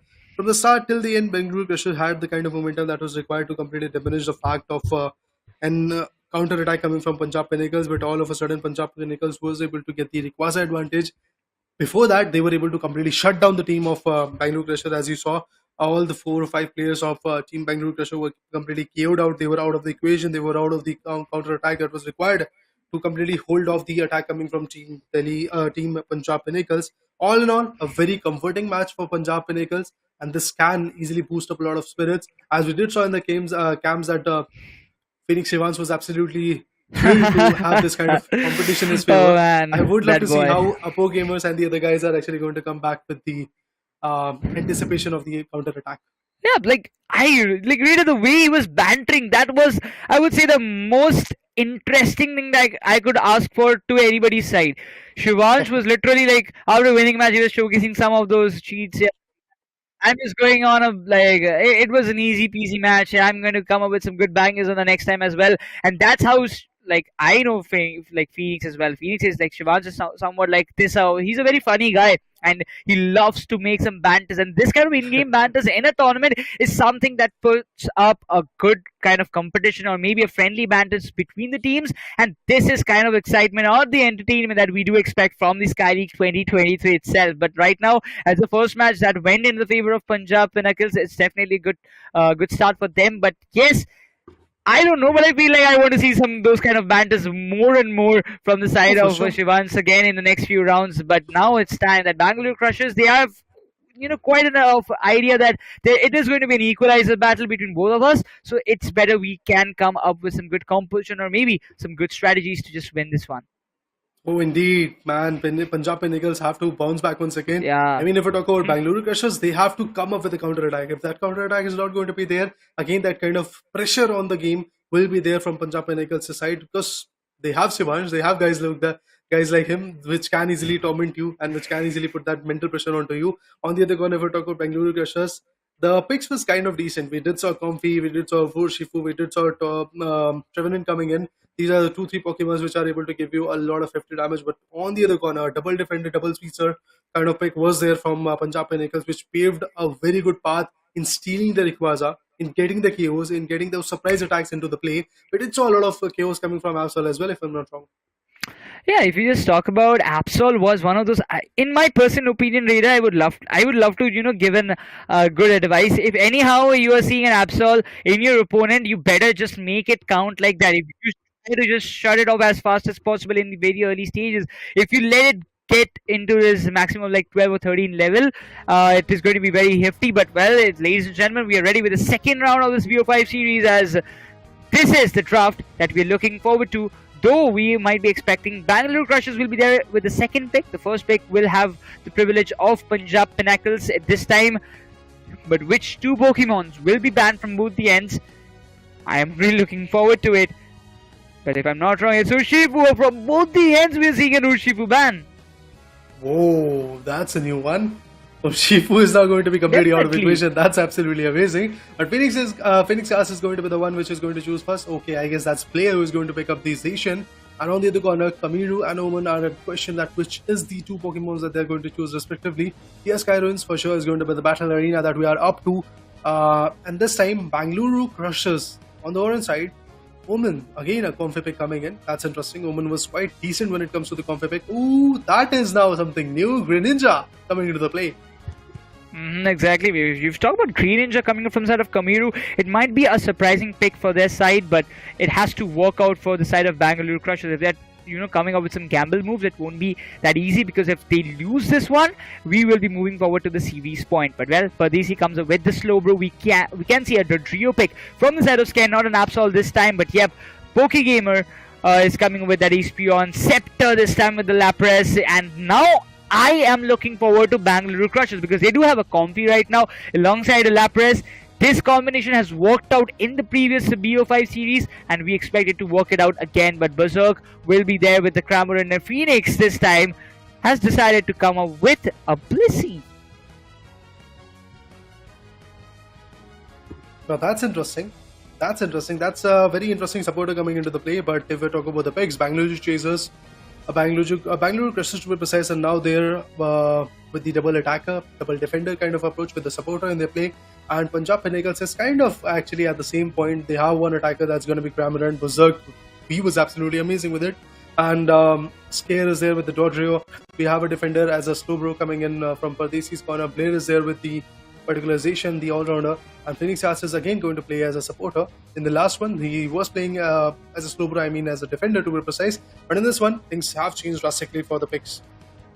Yeah, that's definitely for sure. We have seen there are many change in picks for sure, and I believe both the teams will have a good workout for their side eventually, respectively. If you just talk about, because this needs to work out more for the side of Bangalore Crushers rather than being from the side of Punjab Pinnacles, because Bangalore Crushers are already one down in the series, and Punjab Pinnacles are already having a lead of 1-0. We can see the creators on the side of Phoenix, we can see Phoenix Shivans from the side of Punjab Pinnacles, Pokegamer from the side of Bangalore Crushers. So we are definitely expecting some good kind of contest between them. Shivansh, will he be able to just give out some good banters? Because the way he is, focused, it looks like, yes, he's quite ready to come up with some good moves. But ladies and gentlemen, we start the round number 2 of this BO5 series with a bang, with some good and some dicey picks for sure. Alright, once again, Bangalore Crushers are trying to farm as many as Pokemons as possible, meanwhile actually going to secure the goals. Oh, the Slowbro already coming into the play. That is going to be DC if I'm not wrong, along with Berserk. The Kamiru is also there.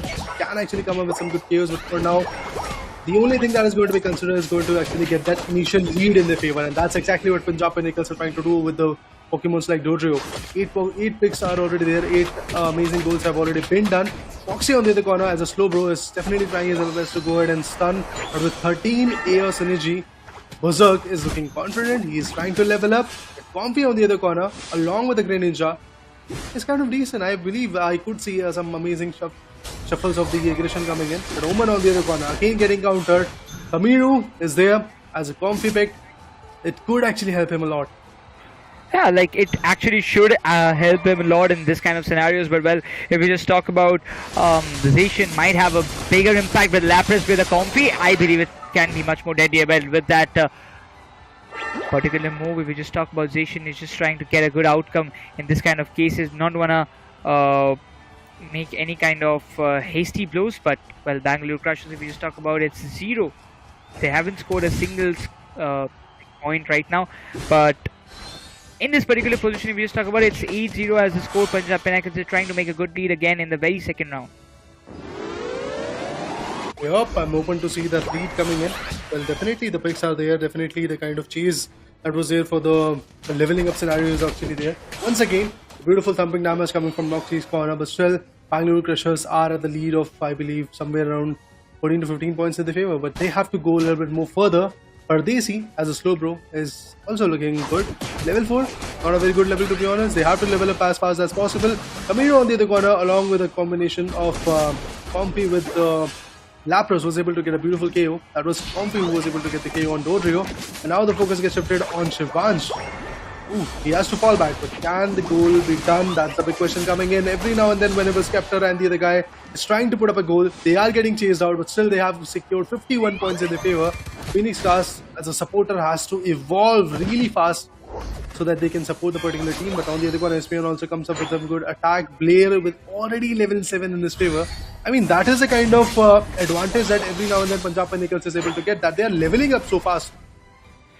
Yeah, Punjab Pinnacles are just, focusing on, not just focusing on the KOs, but also they are just, getting those scores and all the things. They're, melting down those objectives as well. This time the objective is just going to start up. They're farming onto neutral Pokemon. So the Regice has completely spawned in the bottom lane, and which team will be the one to take it. The first objective of this very second round to get into their hands, the Bubble Beam being activated, Lapras as well as alongside the Espion. We know Espion is one of those Pokemon who is very good in steals, getting those steals for sure. And this time the Regice will be in a contest, though we see the Espion taking the entire control. We can see the Water Pulse being activated from Saddle. Lapras just trying to get the KOs, but it's not going to be easy for Pardesi to just escape from this route, because there's Espion, Comfy and Lapras, 3 of them all together stacking on him just to get a good defender out. Will be much of a good use. So we can see Noxie just stepping up. Bangalore Crushers looking forward to get this round at least in their favor to equalize the series, but this time it's going to be a very, very tough deal. Lapras just pops up. Zacian being contested. Some pretty scores coming up from the side of Bangalore Crushers, but Zacian, I don't think he's going to help much better than with that Sacred Sword. Oh. Once again, the KOs are coming in. Berserk is actually going on a Berserker mode. He's getting a lot of KOs coming up, and now he has to secure those 20 AR synergy so that he can destroy the bottom goal zone. That's exactly what they did. Bangalore Crushers once again are getting crushed. Their hopes are getting crushed. On the other corner, that was a really good goal coming on the top lane by the Greninja, if I'm not wrong. But yes, the contestment is still there at the bottom lane by the Slowbro onto a wild Pokemon. He's just trying to get as many as advantage of the AS energy that's possible. But Greninja and the other Pokemons, now their focus is actually going to get shifted onto Reggie and the top lane, to be precise. So Reggie Leaky could be the one which is going to get contested, but before that there has to be a lot of KOs coming in. ScepTer with the beautiful abilities is looking forward to confuse the guys. But still, Bangalore Crushers, now they are actually evolving a little bit on the rapid pace. Zacian is there with a 10 level in his favor. Noxie has to fall back to just repatch himself. Meanwhile, KO streak coming in from the Dodrio. Oh, that's a triple KO coming in. Dodrio is so hefty with the support coming from Blissey. An amazing job indeed done by the Skier.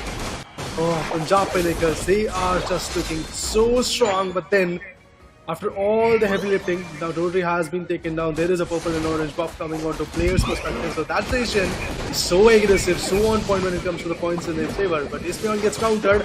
Now looks like another gold zone is going to get destroyed, and that's exactly what happened. Right now, if we just talk about Bangalore Crushers, are trying to equalize. As I mentioned earlier, both the teams are somewhat in the same level. They're just putting up the same kind of game, but this time Bangalore Crushers manages to get the Regiliki in their favor. They have got both the objectives that have were spawned in the very first instance, but right, if you just talk about, there are almost around 2 minutes left before the final stretch. Scare is there, just holding onto the backs. We have seen Punjab Pinnacles making a very last minute bangers in the very final stretch itself in the previous round. This time we also expect the same coming up, might be expecting the same coming up from their side as well. Well, Snorlax pops in, just trying to get some good output. Lapras will be coming with some good scores. We see the Comfy might be just taking a good chance with the Sacred Sword being activated. The Zacian not being allowed to counter it anyway, because the Lapras being in at level 12 is much more impactful and dealing a good amount of damage. Alongside, by sticking with Comfy, it can actually create a lot more hindrance than what that Zacian can put up right now. The Regirock, again being contested, will be taken away by the Bangalore Crushers. Again, a beautiful chase coming in. The Regirock was absolutely on point. Steel was on point coming from the Greninja, but now they're going to get countered once again. Dodri was trying to corner down the Snorlax. Comfy comes up with a Unite move. Kamiru and his teammates are looking kind of decent when it comes to the KOs that they're getting at this point. The Plissy is also going to get contested. Phoenix Gas has to fall back. Otherwise, he's also going to get KO'd. That's exactly what he's trying to do. Zacian is coming up as a support. He's a very beautiful all-rounder coming into the play. And in this particular match too, that guy was absolutely on point. But all said and done, they had to fall back. They have to focus a bit more onto the Regiliki that is there, that is about to be there on 26 seconds. And meanwhile, the Legendary Pit is also going to get contested. Oh, the Legendary Pit, the Blues and the Asteria just being completely secured by the players, by the Lapras. And this time I really want to see what are the tactics that they are planning, because if we talk about the level diff, there is a bit level diff if side from the side of Bangalore Crushers. You see level 12 Espeon, level 12 Greninja, level 14 Lapras, so it actually makes a bigger impact. The bubble being activated, trying to get the KOs just before the final stretch might be a good idea, but there is 20 more seconds to go. This Regiliki might just be one of those trump cards that might just boost up anybody's side. Punjab Pinnacles looking into some serious conditions, though we see the Bangalore Crushers taking the control of this Regiliki. The Greninja will be just destroyed, we can see that one of the towers of the Bangalore Crushers being destroyed by Punjab Pinnacles, but see the Regiliki will be just hitting on one of those goal zones, and nobody's interested in there because they all know that this final stretch completely depends on this Rayquaza. Though we see the trio coming with some good counter scores in order to just make some good difference. Lapras will be there, might be Blissey just trying to counter it out, but the Regiliki factor actually working pretty well for Bangalore Crushers. The Cramorant goes down, Punjab Pinnacles down to 4. 350 points for Bangalore Crushers is already there. Now they have to focus a bit more onto the legendary boss Pokemon, but before that they have to make sure that now once again they are not going to get KO'd. But on the other corner, Punjab Pinnacles, their Cramorant is KO'd, their Dodrio is KO'd, so this is a very big opportunity for the Giants coming from Bangalore Crushers. They can easily secure the Rayquaza advantage in the favor. If that happens, that would be absolutely mesmerizing. Yes, the KOs are falling short. Slowbro gets countered. On the other corner, Espeon gets taken down by the Slowbro as well. Now this is an open opportunity. Meanwhile, yes, player was hiding into the Toltray Garcias, and again the attacking formation is there. A lot of unites are being used, but still it's looking like Bangalore Crusher is going to be the one which is going to have the advantage. Cramorant once again gets suffered, gets out of the equation. Now this is the only opportunity that we were waiting on. Rayquaza, is it going to be a seal of Rayquaza, or is it going to be a complete rampage coming in? Bangalore Crushers, because they have a decent score. Dodrio on the other corner is coming up with some good goal zones, I believe. He is actually going to come up with some good scores, but Espeon was able to keep him, and that's how they are actually going to push back the rampage coming from the Pinnacles. Bangalore Crushers are quite aware that they do have a good lead, at least some lead for their side in order to just win it. So they have to just defend the Rayquaza and not let anybody take it. But Punjab Pinnacles stacking on one side, there is a bit of chance to get the steal out of that position, but Espeon gets the Rayquaza. There's no chance that Punjab Pinnacles are just going to win it. 2 KOs being dealt. The Snorlax just being in a position they want to try it, not to let anything happen with the Zacian. The plus 10 score, I don't think that will be much more effective. Then there's 100 coming up from the side of Bangalore Crushers, and that sums it up. And this is and equalizer. And we can see the reactions of Shivansh coming exactly on the cam. And the face cam looks so pretty well, you know. Later we can see the exact reactions coming up from the CC side. We can actually get to see what are they feeling right now. But yeah, this is an equalizer that Bangalore Crushers, they are coming up with. Oof. Bangalore Crushers finally swiping it out in their favor. That's absolutely amazing. my. Kamiru, the Lapras worked it out quite well. 243 goals done from his corner, 7 KOs and 8 assists were there. 89 is going to be the amount of merit as he's going to get in his favor. And the fact that they were able to survive in the Rayquaza situation and eventually get the guys of Punjab Pinnacles out of the equation. I guess, if I'm not wrong, 2 times Berserk was KO'd. And that was really important. The focused attack that was coming from Bangalore Crushers was absolutely on point. They knew this time that which are the Pokemon they have to take out first. Yeah, that's for sure. And they were completely determined about which one Pokemon you have to focus on. Lapras, again, see, in the previous time we saw use of Lapras again, but it did not work out that way. Bangalore Crushers were using it in the previous time as well, if I'm not wrong. But you have to put the Comfy with the Lapras in order to get the value. If you don't put a Comfy, at least with him, that particular composition won't be working on, might not work out the way you want it to be as what it worked in this one. So a Comfy with Lapras is very, very important, but probably in the next round we might be seeing a ban of Espion from the side of Punjab Pinnacles. But with this equalizer as it arrived, oh, the series is just getting more heated up. I would totally agree on that particular point because indeed the series is looking like quite aggressive, no doubt in that. The comebacks are coming in.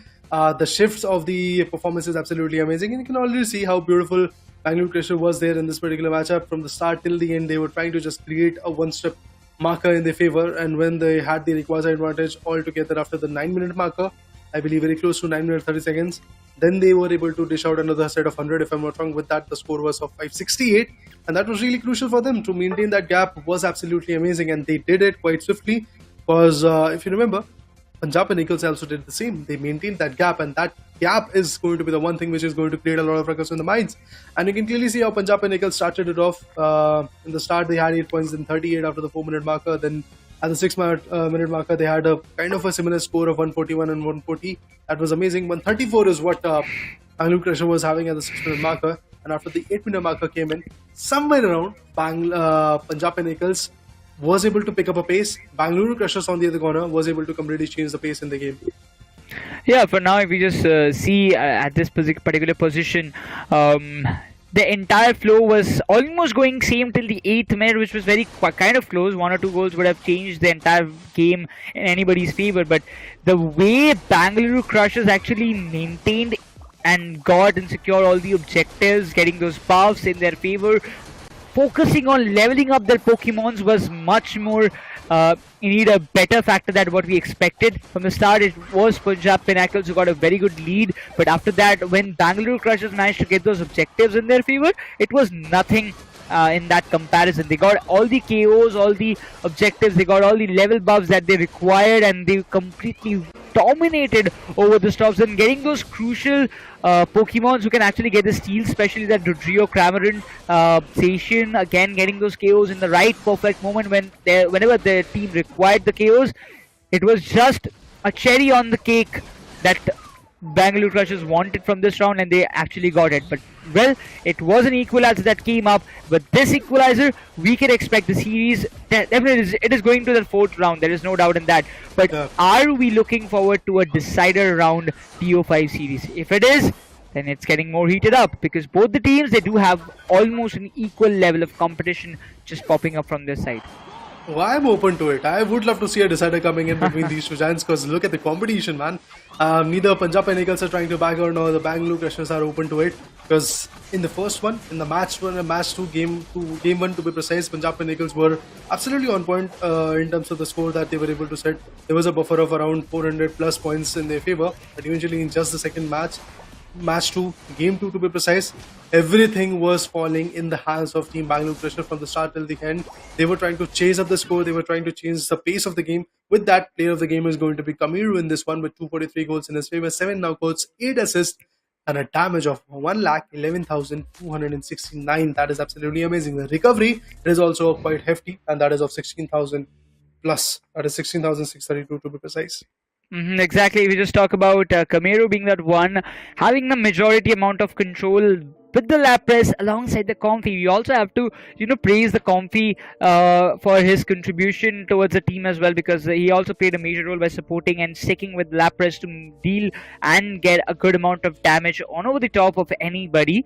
But when we just see around this kind of things happening all in all the cases, and as the equalizer came, the lap press factor, there are still a number of possibilities that we're looking forward to. But yep, for sure, as we see the series, it has been equalized. So it's still not the series point. We will have to wait. Both the teams need to win 2 matches at least in the next round, 3 rounds, to just win the series and get their points in their bag to move out and get a good position in the standings. But which team will it be to take that points in their favor by the end of this BO5 series? That's a bit of question that actually prevails in our mind.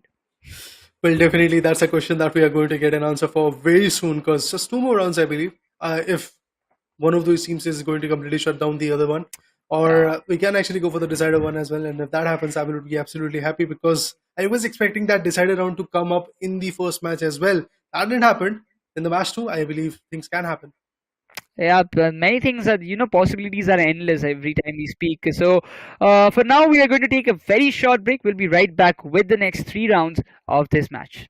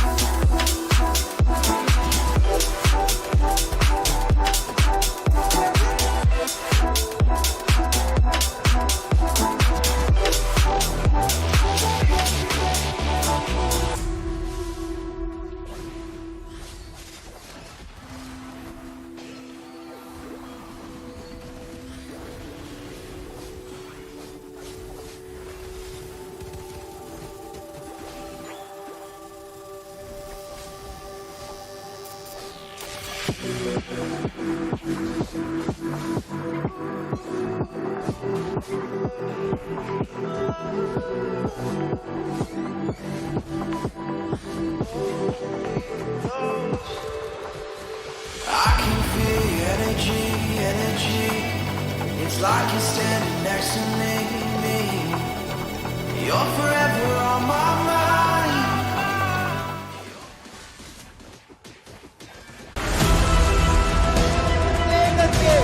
They take it all away in their favor. What is this dominance coming in? Bottom पर score करने के लिए team ScepTer की ये जो strategy है, yes champion बनते हैं.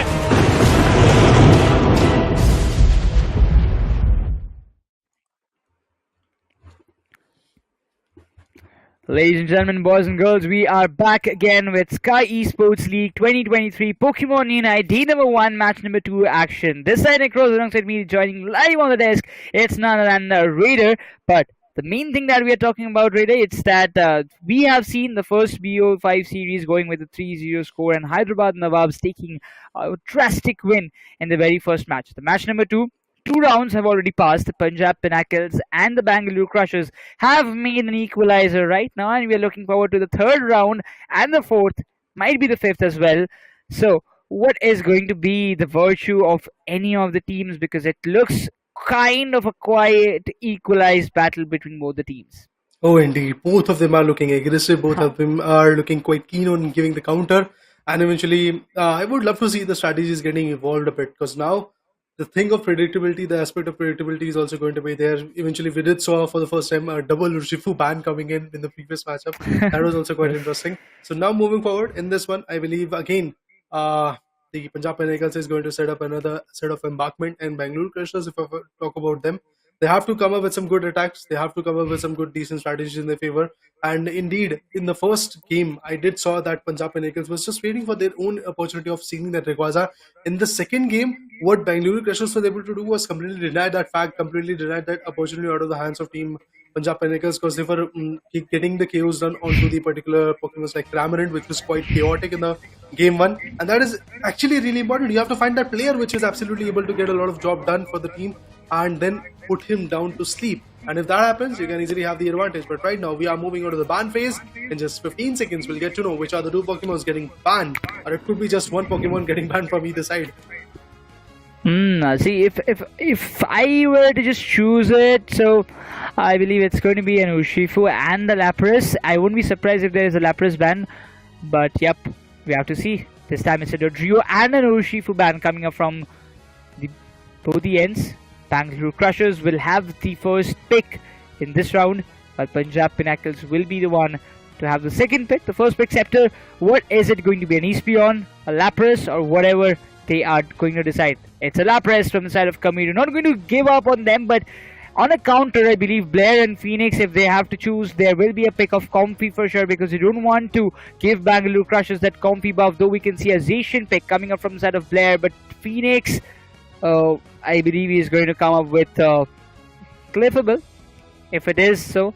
And yes, it is a Cliffable that comes up from his end. Pokegamer will have the Espeon, and ScepTer definitely might just go with that, Comfy. Yeah, that could be the case, because Omen is the one who loves to actually go with it, and look at that, Omen is the one who is going to pick the off in his favor. A Pokegamer on the other corner is for sure going to choose the Espeon. Phoenix Cast, again, a very good supporter for the team, is going to choose the Cliffable, as you said. Now, Trevenant could be coming into the play by Pardesi. Would love to see what Berserk is going to come up with, because Trevenant was the option that he was actually exploring in the first 2 games, but now he is going to change it up. Just kind of a different approach coming in from his corner, because now it's Delphox, his attacker, is going to come up from his corner. On the other corner, Slowbro could be there for Noxie, ScepTer. Ooh, that's a good speedster. Oh, the ships are there. Yep. There's a ScepTer. ScepTer is coming with the Lucario. So, yep, there might be a dicey pick for them, because we have, like, in the previous rounds, what we have seen whenever there's a pick of Lucario, it was not that much effective as what we have seen in the past. But, well, scared. This is going to scare a lot, because he's coming up again with that Absol. Okay. Oh, we can see the banners, yeah. Like, you can see, like, Phoenix coming with... he's being a Snorlax. He's just being a Snorlax. He's just, like, it doesn't matter. He's just a Snorlax, but he's playing a Cliffable. Might be in this one, but no. Phoenix is going to play with the Trevenant this time. With in the preparation phase, we are seeing the changes done.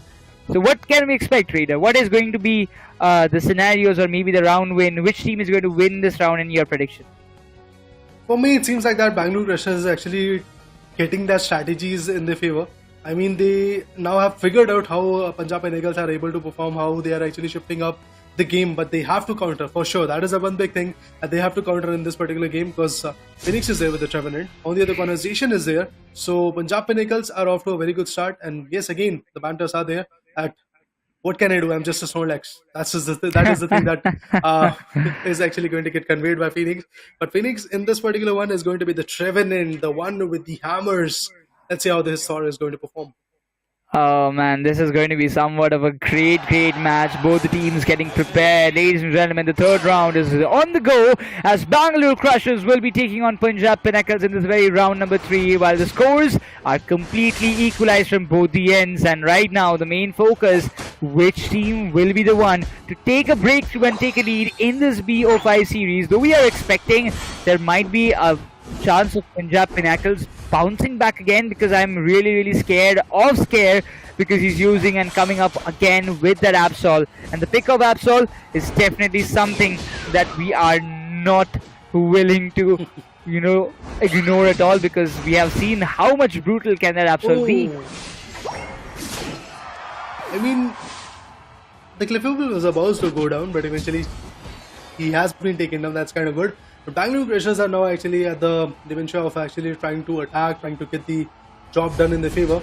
Yes, as you said, Absols and the other Pokemons are actually going to be quite chaotic coming from the Punjab Pinnacles, and Punjab Pinnacles are once again trying to be a little bit more aggressive, meanwhile also farming as much as it's possible. They're just trying to level up rapidly, and if that is actually going to be helpful, I really believe that is going to be helpful, to be honest, and I really believe there could be some good bounce back situations coming in. But with the Zation, the wild Pokemons are now getting concerned. The level up situation is there for Scare and Glare as well.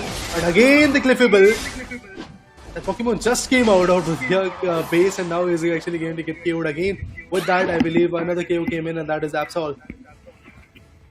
Well, see, there is a bit of chance you can actually put up against Absol. That is, if you just try to come up with some good KOs on a very early stage, it can be very much effective against Absol, and you're just trying to set him back and push him down, and you can just equalize with that. If you're just getting multiple KOs, you can actually make your team come up with a level buff. But well, in the counter, Bangalore Crushers trying to make some good scores. They won't be surviving. ScepTer will be getting picked off very easily. So the Water Pulse, the Kamiru factor might just be again the Comfy and Lapras. Water Pulse and the Bubble Beam, the same combination as we say in the moveset inside of Lapras. Kamiru being that one of those valuable actually players who actually managed to get Bangalore Crushers a good start in that case. But well, we have to just look after what comes up next, because some pretty scores are coming up from the side of Punjab Pinnacles. We have seen the same lead happening in all the 3 rounds, including this one as well. But will it be completely sustained till the very end? Oh, the Trevenant, he was about to get KO down. He was stunned for a second, but eventually he was able to fall back as well. Willy is once again trying to bounce back. There was a beautiful KO coming from his turn, and Absol gets countered by the Slowbro. And again, the farming of the wild Pokemons is the one thing that is concerned for Punjab Pinnacles. But look at the levels of Pokemons coming from Punjab Pinnacles. They have only a single guy, that is going to be Zation, who has secured the level 8 in his favor. On the other corner, Bangalore Crushers are looking good when it comes to their level. Phoenix once again was able to stun one or two players. Along with that, some more aggression is working out. Trevenant is about to get countered, and yes, he was. The scores for Bangalore Crushers in this particular match is absolutely amazing. Look at the number of points that they're able to get.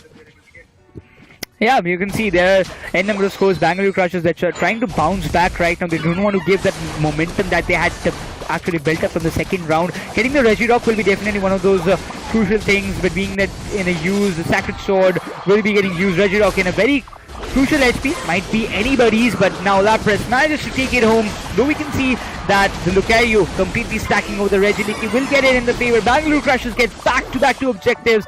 This time, they are looking forward to get some good lead. They are trying to get some good scores as well. Lapras being completely denied, getting a triple KO for his name, and now he's just getting with some good scores as Bangalore Crushers. They're advancing with some good amount of lead, but will it be much more effective in the later stages, because the last final stretch always plays a fear factor.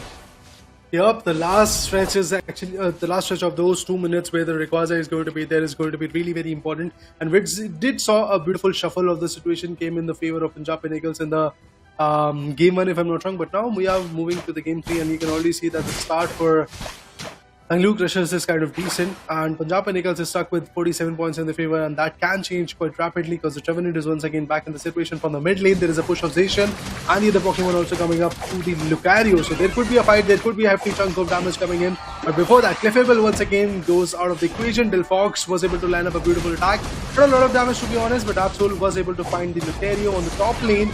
Meanwhile, now the focus gets shifted on Trevenant and the other Pokemon, that's going to be Delphox. Delphox already out of the equation. They are trying to bowl, but before that, the other Pokemons coming from Punjab Pinnacles, they are already ready to bounce back. They're already ready to showcase their talent, and the attack formation is already there. Look at the KOs that are coming in. Zacian finds Slowbro from the base. Again, the formation of the attack is there. So now, I believe this is the right time where Bangaluru Crushers should actually fall back a bit. But even then, Trevenant was taken down by the Lapras. Well, we can actually say Lapras being on level 12, you can just see there is not even Zacian close to Lapras, and especially when you have a Comfy, you are just, Lapras is just going on a different level at this point. He's got a complete good health, and eventually Comfy sticking with him, just getting the HPs with the Bubble Beam, getting some good KOs, is beyond shutting down the Clefable again. We see Bangalore Crushers going and again trying to melt down the Regirock as they are more focusing on being in a good higher level. That actually plays a major role, that's for sure. Zacian comes up with a sacred shot, will be getting this Regirock, stealing it exactly in front of the Bangalore Crushers. Will there be any kind of counter moves? Because Delphox actually comes up with those fireworks, might be some KOs. Lapras goes down, Trevenant gets this into their side. Punjab Pinnacles coming with some counter KOs, and with a 4 KO streak, they will be definitely trying to come up with a good stack attack, which might just equalize the score as what they have built up. Again, the level advantage is working out quite well for Bangalore Crushers. On the other corner, there is a struggle for Punjab Pinnacles. They were trying to level up. Meanwhile, they have secured the 136 points in the favor. That's absolutely amazing. Again, there is a chaos coming up on the top lane. Delphox is also trying to go there. But Clefable, look at that, how sneaky that Pokemon is. It's going to secure the 40 points advantage in the favor of Team Punjab Pinnacles, and that's exactly what happened. But meanwhile, Delphox gets countered. Another one that's going to be Trevenant, a beautiful defender, out of the equation. Now the focus gets shifted towards the bonus Pokemon, that's going to be Regieligi. It can help them a lot, and that's for sure going to be the case. Lucario was able to get the advantage for the team. The 6 Pokemon is now going to get the focus shifted towards the second goal zone that is there on the top lane. But apart from all the other things, yes, the Aplha is there to counter, the Delphox is there to counter, the other Pokemon like Clefable have already been KO'd out. Still, the Firecrackers came in. Trevenant moving from the bottom lane, that's kind of interesting. He's trying to actually just gatekeep it. Meanwhile, the focus of the 3 Pokemons from Team Punjab Pinnacles are already onto the Regieligi. Now they're going to move forward a bit. Slowbro is approaching Trevenant. There could be a fight between these 2 giants, but there is already a Zacian on the back end. I believe Slowbro has to be on a little bit on the backside. Well, see, Zacian also plays a major role. Lapras also has to be the one to take the major control. See, there are 2 towers that has been completely destroyed off the side of Punjab Pinnacles. That's why Bangalore Crushers, they do have a certain amount of lead. But it's the last 30 seconds. 10 more seconds to go for the bottom Regi to spawn up, and that is going to play a very major role. The Bubble Beam activated. If there are coming up any kind of KOs at this spot, there is going to be very, very drastic changes that we might expect. The Delphox trying to provide the cover, but the Lapras is not going down. He is determined to get this thing done. Shivansh just trying to use the reject button and just trying to fall back. The Bubble Beam won't be effective, and they don't want to overcome it at this position, while Punjab Pinnacles trying to make some counter moves on the top lane, but still not trying to get anything much valuable. But still, Lapras using that Lapras Express will be trying to get some good output, but will be shutting off the Zacian before in the very starting phase of this final stretch. Might just get another one. Lucario gets the second. This time Bangalore Crushers just going with berserk mode at this point of time. Every single Pokemon that was there confronting the Rayquaza, confronting the opportunity of getting the Rayquaza was countered. Meanwhile, now the Clefable came in. The advantage is there for the Espeon. Once again, Bangalore Crusher was able to get the advantage, but they are getting KO'd now, and then the Espeon was countered. If we talk about Noxie, is going to secure another set of 90 goals, I believe, and that's exactly what happened. On the other corner, another set of 100 goals coming from the Lapras. It seems like that Bangalore Crusher is again going to maintain the lead, but yes, the ScepTer was taken down. Again, another set of 94 coming from the Comfy. Confrontation is yet there. and I believe Kamiru is going to get KO'd very soon because the Lapras won't be able to fall back. Even the Express is not going to help him a lot. That's exactly what is happening. But on the other corner, the Comfy is trying to support as much as possible. But Absol finds Lapras. Now the focus is going to get shifted onto the Comfy as well. And Omen is just trying to run from his particular path. But yes, the approach towards the goal zone is going to be a little bit more easy because you can see 3 Pokemons have already been KO'd out. Well, finally, Lucario is back in the action, back in the meta, back in the game. And in this time period, if the goal zones are going to be covered with the points, that will be absolutely amazing. But we all know that the first goal zone is already it's close. Have just 80 points in the favor. Again, yes, the confrontation is quite close, but the Pokemons are about to come in. And yes, exactly, that's what happened. Lapras is back in the meta. He is trying to perform. His Spion gets countered. Absol is looking so aggressive. Now they are going to put as many as goals as possible.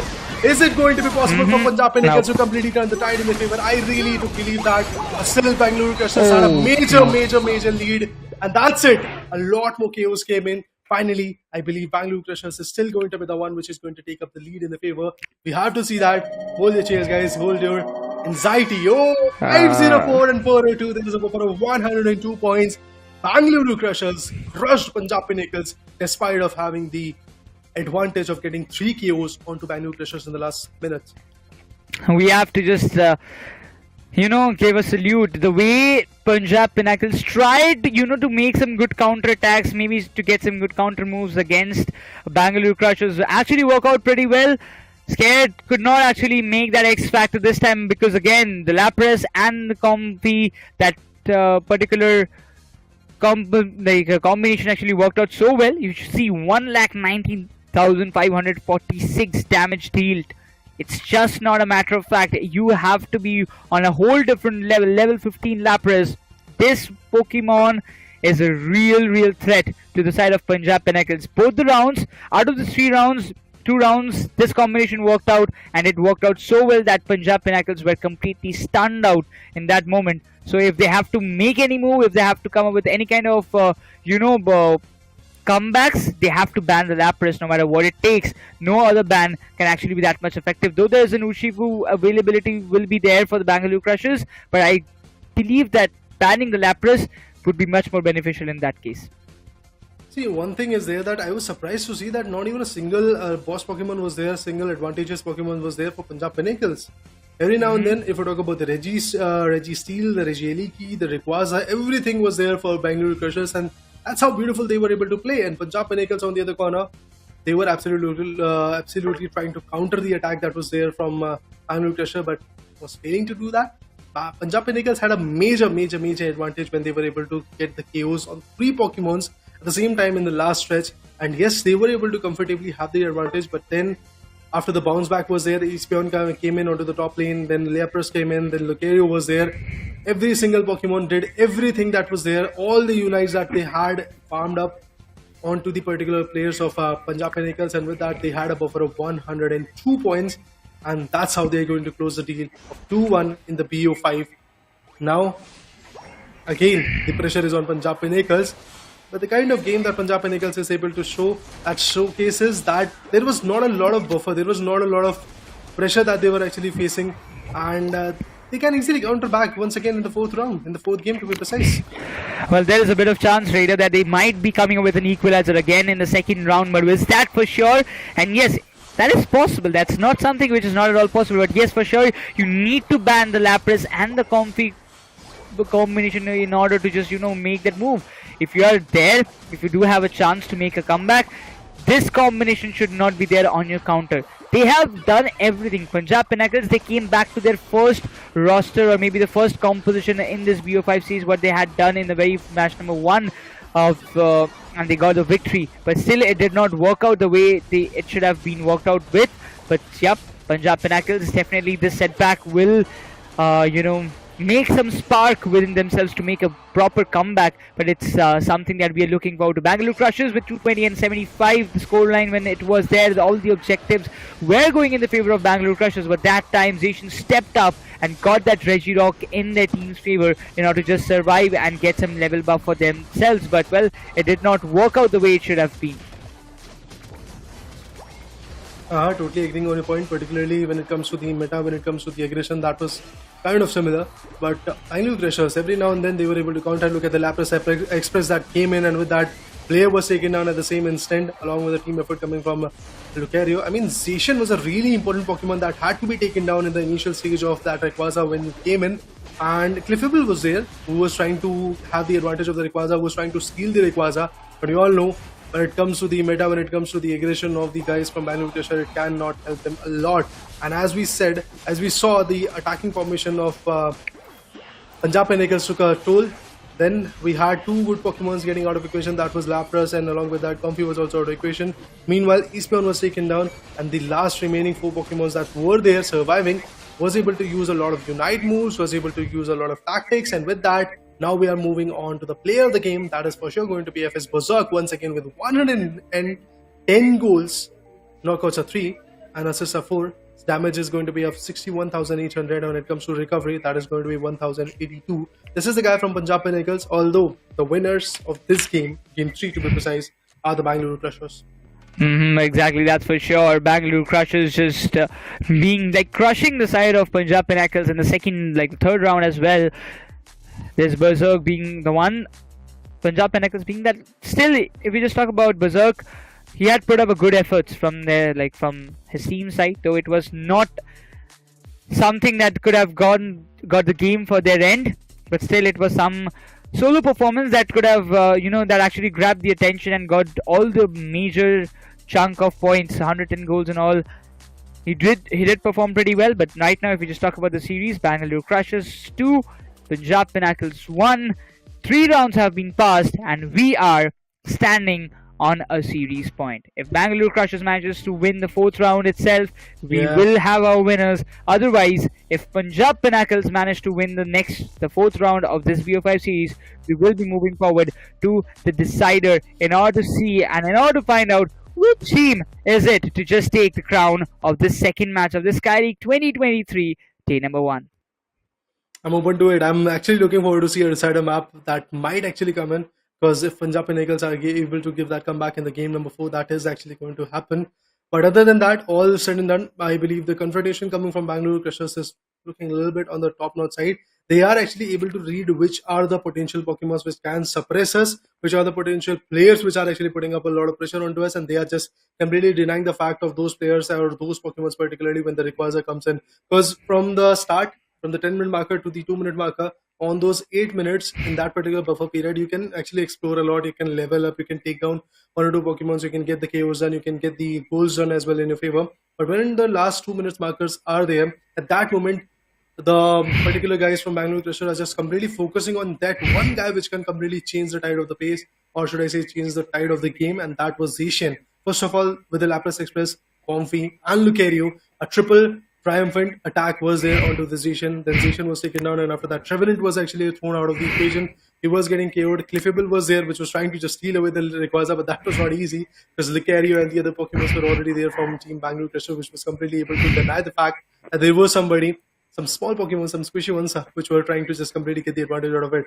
But all said and done, Bangalore Crushers definitely a commendable effort coming from the corner. A 2-1, that is what is going to happen. I mean, I'm not surprised about that fact. Either of these teams were going to bag out this particular victory. The game number 3 was supposed to be in the favor of either Bangalore Crushers or Punjab Pinnacles. I mean, there are just 2 teams. But what I'm going to be surprised about is if Bangalore Crushers is going to bag out the game number 4 as well in their favor. I just want to see a very good comeback, a very good counter attack coming from the particular team of Punjab Pinnacles. But all said and done, without wasting any time, we are back again in the ban phase. We are back again in the draft pick, to be precise. The Sky Ruins is going to be the battle arena, and this time again Punjab Pinnacles are going to be the one which is going to have the first pick. Exactly. We just talk about this position is really crucial. This position is somewhat we are looking forward to. This round will tell and forge the stories of this second match. Might be on anybody's side. Punjab Pinnacles will have the first pick right now. If you just see, though we are expecting a ban of Urshifu and Odru again. The same bans are being continued this time as well. Blair, what will be the first pick? What is going to be the first pick that Punjab Pinnacles doesn't want to lose? Is that an Espeon? Might be, might not be. But it's Comfy. Yes, firstly just break the composition of Lapras and Comfy, and now you can do whatever you want. But now forcing Bangalore Crushers to go with the Zacian, and again might be a Cliffable. to just stay alongside. Oh, Well, Lapras Bangalore again. Crushers have actually found the Lapras. That's interesting. As you said, and after choosing their comfy, Punjab Pinnacles amazing and on point coming from Bangalore Crushers. Coming from Berserk, that's interesting. Blair on the other corner is going to choose what is the biggest question from my side. Is it going to be a defender or is it going to be an all-rounder or an attack? But it is a defender. That's going to be Slowbro, which can be chosen by Phoenix Stars in the preparation phase.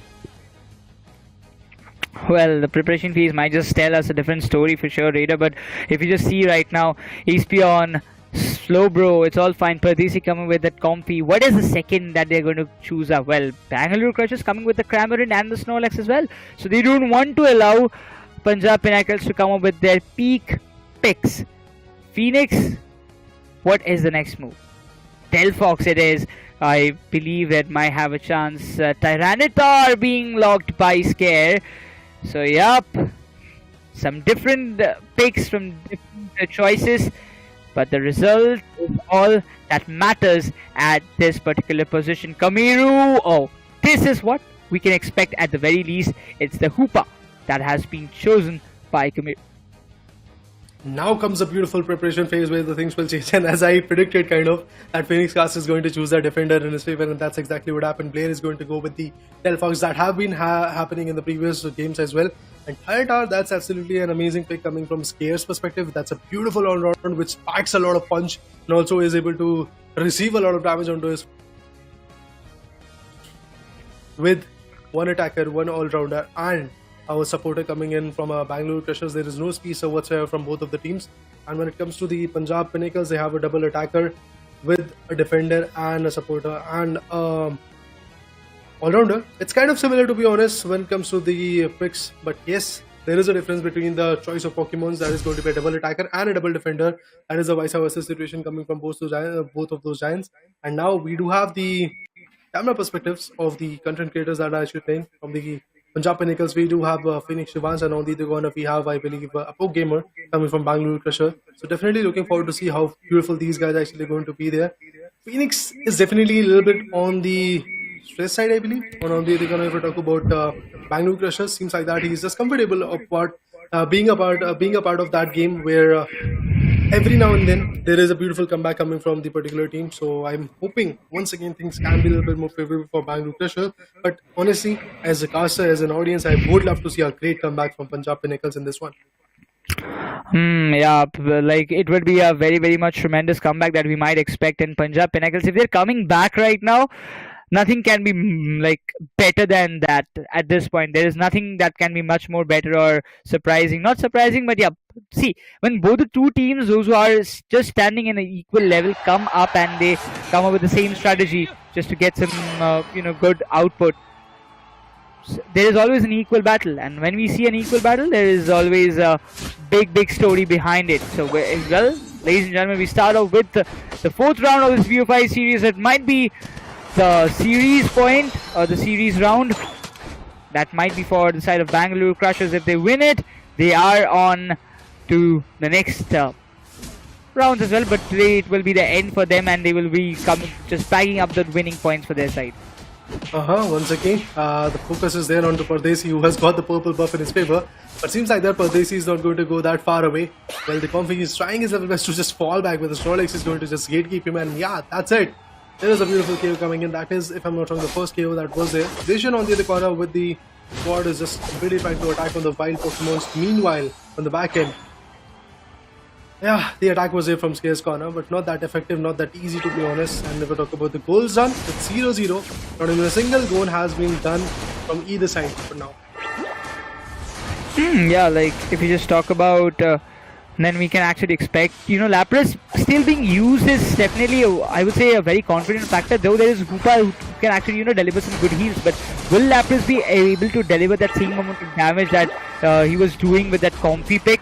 So it's kind of, somewhat we are looking forward to. But yeah, there's the first goal coming from side of Bangalore Crushers. Lapras is there as well. Alongside, see, now at this position, Bangalore Crushers, they do have a very strong composition. They have a Lapras, they have a Zation, they have a Cramorant as well.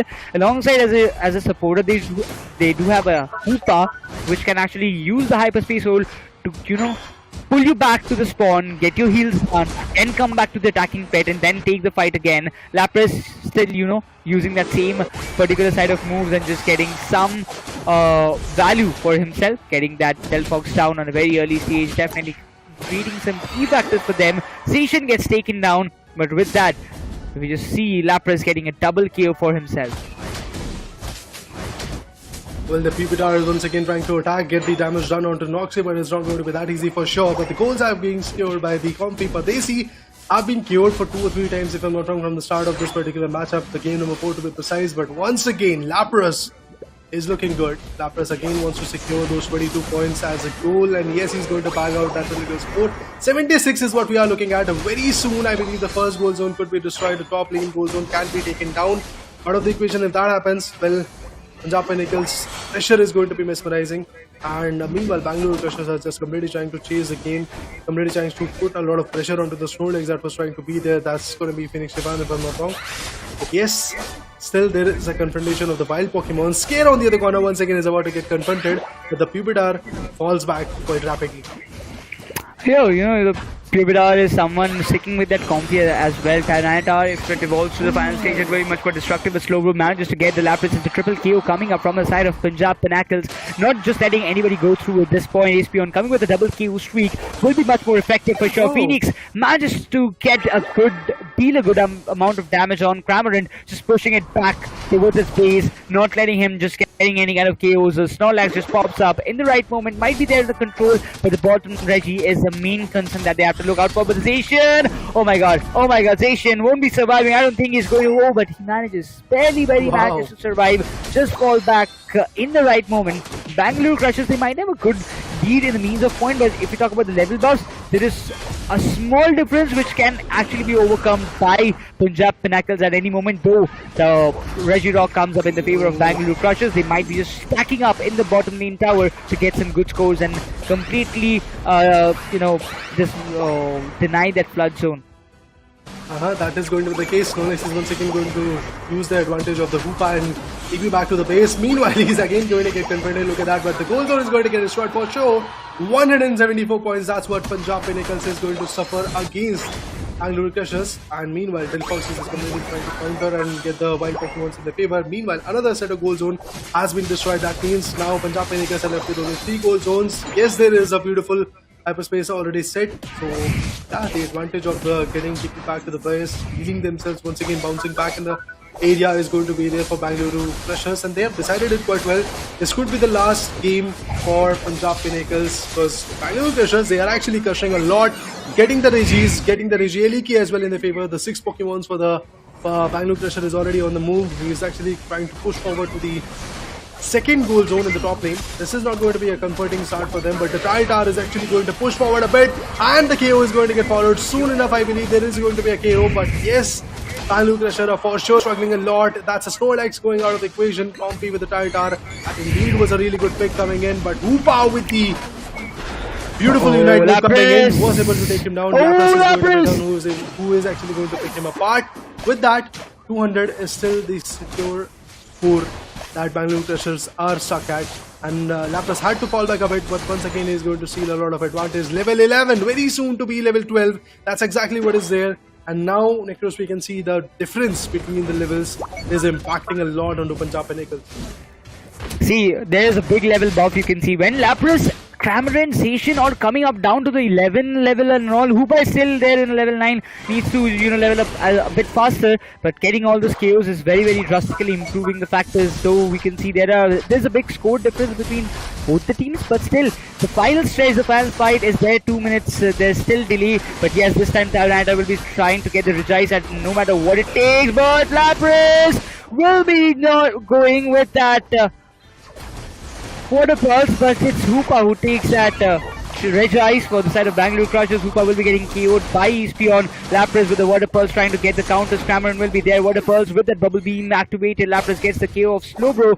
Delphox is still trying to, fall back, but now Zacian might just use the Sacred Sword. Lapras gets a double KO streak. It's so mesmerizing to see how the Lapras is being so much effective for Bangalore Crushers.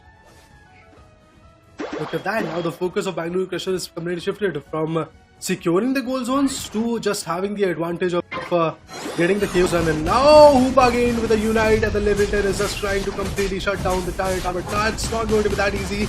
With the Tire Tower, there is also a Slowbro coming into the pack. But on the other corner, Cameron finds the beautiful Reggie in the favor. But meanwhile, Hoopa gets countered by the Tire Tower. Now the advantage falls in the hands of Team Bangalore Crusher. Once again, it could be a chaotic pressure coming in. Okay, denying the fact that Reggie is pushing onto them. They are trying to counter it bit by bit. Lapras on the other corner is also getting concerned a lot. Reggie once again trying to create that rampage, trying to create that pressure onto the guys. A lot of Pokemons from Bangalore Crusher are stuck at the jungle, stuck in the jungles. Look at that in the central lane. There are a lot of Pokemons. I believe, if I'm not wrong, just 4 Pokemons are there with 50 Chaos Energy is in their favor. They're lurking in the center part. They're not trying to secure a lot of goals. Meanwhile, they're also trying to deny every single possible goals that could be there from the other team. Every time it's what we are expecting. Bangalore Crushers, they have to be very much prominent in this case. So what they are trying to make it happen. Snorlax gets Slowbro down. There's a big KO, and in the matter of 10 seconds getting a cooldown. Not a right moment, but definitely all the players are completely healed up. Hoopa is not having that Unite move, but Tyranitar will be trying to be much more effective. Punjab Pinnacles, this final stretch will determine their fate in this BO5 series. The Rayquaza is already here. Once again, they are just trying to pick up the pace. But if we talk about Bangalore Crusher, again the similar approach that they are going to choose those Pokemons particularly which can actually come up with some hefty punches. That is going to be Pokemons like Tyranitar, Pokemons like Slowbros, which can easily deny the factor of the pressure, and they are actually picking them bit by bit, and that's exactly what is happening. Look at that, Espion gets taken down by the Zacian coming from Bangalore Crusher, but Cameron on the other corner also gets countered by the Tyranitar. See, picking up Tyranitar is not going to be that easy. That Pokemon is absolutely hefty. He can actually come up with a lot of pressure onto the guys, but Hoopa with the Unite can actually put a lot of pressure onto Tyranitar, but Comfy, that advantage of having the Comfy on the back of Tyranitar is actually working out quite well for Scare and his teammates. We can actually expect some more and more comebacks that might just happen, but there has to be some KOs. The Unites are being dumped. There is a big difference that we are seeing right now, but the difference is huge. Punjab Pinnacles is there. The Firefox, we can see Delphox activating the fireworks in the legendary play. The Rayquaza will deal some good amount of damage, but is it enough to get the counters? Is it enough to get them? The Rayquaza, so we can see some KOs. Delphox being shuttered off, Rayquaza being melted. Which team will it be? Rayquaza goes down. It's Lapras, it's Bangalore Crushers who takes this home for their side. What an advantage coming in, and look at that Lapras Express already on the way. What, he's going to completely go to the players goal zone and then going to secure the 100 goals in his favor. That's absolutely mesmerizing. This is the kind of confrontation that we were expecting from Bangalore Crushers, and finally they have showed their own meta, showed their own aggression. Take everything that you want. I'm talking about Punjab Pinnacles, which they are still going to suffer a lot by the hands of Bangalore Crushers. Look at that, Bangalore Crushers, after setting a beautiful journey, now they are actually suffering with some KOs. Dominant has been taken down. Meanwhile, Tyranitar and Comfy, they are looking comfortable, but still guys, all said and done, I really believe that Punjab Pinnacles is going to be out of the competition, and this is going to be a 3-1 situation coming in for Bangalore Crusher. Let's see. There is a mesmerizing buffer of more than 200 points in the favor of team known as Bangalore Crushers. Oh, you actually can say it like this is the, I would say, the domination that Bangalore Crushers had. Well, indeed. Punjab Pinnacles actually, like somehow they managed to, make some counters. They played, I wouldn't say that they played bad or something, but they got some good lead. They got some good, strikes from their end. But at this position, when we just talk about, I have to just admit they have done it tremendously well. I'm actually surprised to see that the only guy which was able to be a little bit more close to a century, that is going to be Phoenix Cast with 100 goals, 2 kills and 2 KOs to be precise, and 6 assists. He is the player of the match for the team known as Punjab Pinnacles, but look at the other guys. Blair, not even a single goal. Having a Pokemon like Delphox, a beautiful attacker, he could have actually proven himself quite worthy of the attacking formation, but still that is not the case. After banning the Urshifu and on the other corner from Bangalore Crushers, after banning the Dodrio, the picks was absolutely on point from Bangalore Crushers. The Noxie worked out quite well. Look at the recovery, look at the damage taken coming from his corner. Omen on the other corner, with the Hoopa, who usually we see Omen, we usually saw him with the Comfy pick coming in, but after Pardesi and his teammates were able to pick the particular Comfy in the first pick, things were not that good for Bangalore Crushers. But with the Hoopa, no doubt the advantage was there, because that peeping back in the base, the hyperspace loop, that was absolutely amazing. Omen had a really big part in this game, and I would love to just add on that Omen, Kamiru, these are the two players which absolutely did the job for the team. We have to say Omen, Kamiru, they did a tremendous job, and from there on everything actually changed. If you just see around, and the Lapras factor again and again, even without that Comfy, the Lapras played so, an integral part that we can actually count it on for. So I believe even without Comfy, like Bangalore Crushers can actually crush with that Lapras. So it's better any other team or of any other city that is coming up against Bangalore Crushers, you better ban the Lapras on the very first round, otherwise it will create you so much problems that you don't want to face that. Yeah, indeed, the pressure is going to be tremendous. But look at the way these guys are actually performing. From the start, they had the control of the game. In the first 2 minutes, they had 32 points, and after that, in the 4th minute, they had 101 points, and then they stole their first ever Reggie key. After that, they were able to secure 200 points in the 6-minute marker. Then again, very close to a 7-minute marker, they had another Reggie key in their favor. With 200 points, again going to the last half of this particular situation, when they had the Rayquaza advantage, it was around 9 minutes and 25 seconds, somewhere like that. And when they had the Rayquaza advantage, they just completely went on a toll. Because before that, if you guys can see, there was not a lot of buffer. What Team Bangalore Crusher had was 280 points, and on the other corner, Punjab Pinnacles had 179. That means there was a buffer of just 101 points, 101 points to be precise, which can be countered, which could have been countered if the Rayquaza advantage would have been there in the favor of team known as Punjab Pinnacles.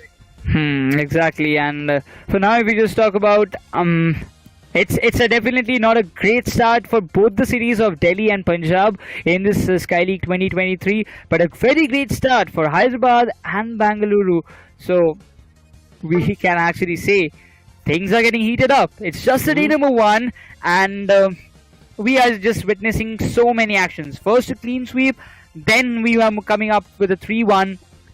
Are we going to see any 3-2 scoreline in the next days, or in the upcoming days, or in the upcoming match? Definitely, there will be many chances. But the way that Hyderabad and Bangaluru they have showcased their power or their caliber in front of all the audience, it looks really, really something to look out for in the next few rounds, or maybe in the next few matches. Though if we just talk from the very start of this round, picking up that Hoopa is definitely one of those important factors that we can actually call it off for. Hoopa always plays a major factor in the means of support or getting the heals with that hyperspace hole, and that actually played it very precisely in this very particular round. Yeah, indeed. I mean, Hoopa was absolutely on point, no doubt on that. Those TPing back to the base, coming off with some full HPs in the last few minutes was absolutely important for the guys of Bangalore Crushers, and that's exactly what Hoopa was able to help up with. And every now and then, whenever the guys from Bangalore Crushers were having lower HPs, there was a hyperspace loop coming in, and was able to help them a lot when it comes to the boosting. Although the level was not that on point, that is why Omen was getting KO'd every now and then. I believe somewhere around 6 or 7 times Omen was taken down, but still he did the part, he did the role that was actually appointed onto him as a supporter. And all in all, I'm actually a little bit disappointed onto the Delphox, because the Delphox coming from Punjab Pinnacles was not that useful for them. Well, for now, I would say the Delphox, I wouldn't say very much use, not at all, but Delphox actually played some integral part. He from there, and he tried to get some good damages, but in the means, Bangalore Crushers were way too good. They were way too good and way too dominant than what we can actually, say, because Delphox did his job, but it was not how you can counter the players. Kamiru again becoming that player of the game with that Lapras, 167 goals, 6 knockouts, 5 assists, 61,987 of damage. So it does actually justify what actually happened from his end. Being that one, playing that Lapras, oh man, I'm really pumped up to see some more Lapras action from his end. Oh, definitely, we have to see that. But on the other corner, I would also see a lot of Lapras plus Comfy attack coming in from these particular team. So that was the kind of situation that we did saw from the first 3 games. But eventually, Punjab Pinnacles got onto that strategy, was able to shift that ban onto the particular Pokemon. And apart from all the other things, not the ban, if I'm not wrong, that was the earliest pick coming in from Punjab Pinnacles of a Comfy pick. So that actually changed a lot of strategies coming from Bangalore Crushers. But still, all in all, a beautiful contribution of the attacks coming in from Bangalore Crushers. And moving forward, a 3-1. That's indeed a big one for them. That's for sure. It's a 3-1 victory coming up from this side. Bangaluru Crushers will have a greater impact in this particular day. The very last game, it was 2 games each. We will be able to witness from today onwards every day at the same time and the same place. All the BO5s, he said, you already got the schedule. Like in the very starting phase, Raider, we saw the 8-day schedule. Next upcoming 8 days are just completely action packed. And as we always say, even if you haven't followed Skyesports on their Instagram panel, make sure to do it, because all the updates regarding the Sky League you will be getting there. And if you're supporting any specific team, there is also some respective Instagram pages that you will have. Like you can actually follow them up on their respective pages as well, to get to know when are they having their matches and what are the standings they're actually having in their entire league. Definitely, all in all. But Nikros, there is a question that I want to ask you, that Punjab Pinnacles, unfortunately, they lost this particular PO5. But tomorrow they are going to face off Kolkata Tridents for the first match. And around 1 p.m. we are going to see them again tomorrow after having this loss in their favor. What do you think what will happen in the next one? Is it going to be a comfortable start for them, or they are going to learn something new out of this particular loss that they suffered against the particular Bangalore Crushers to be precise? I'm open to your suggestions as well. But yes, definitely want to see something new.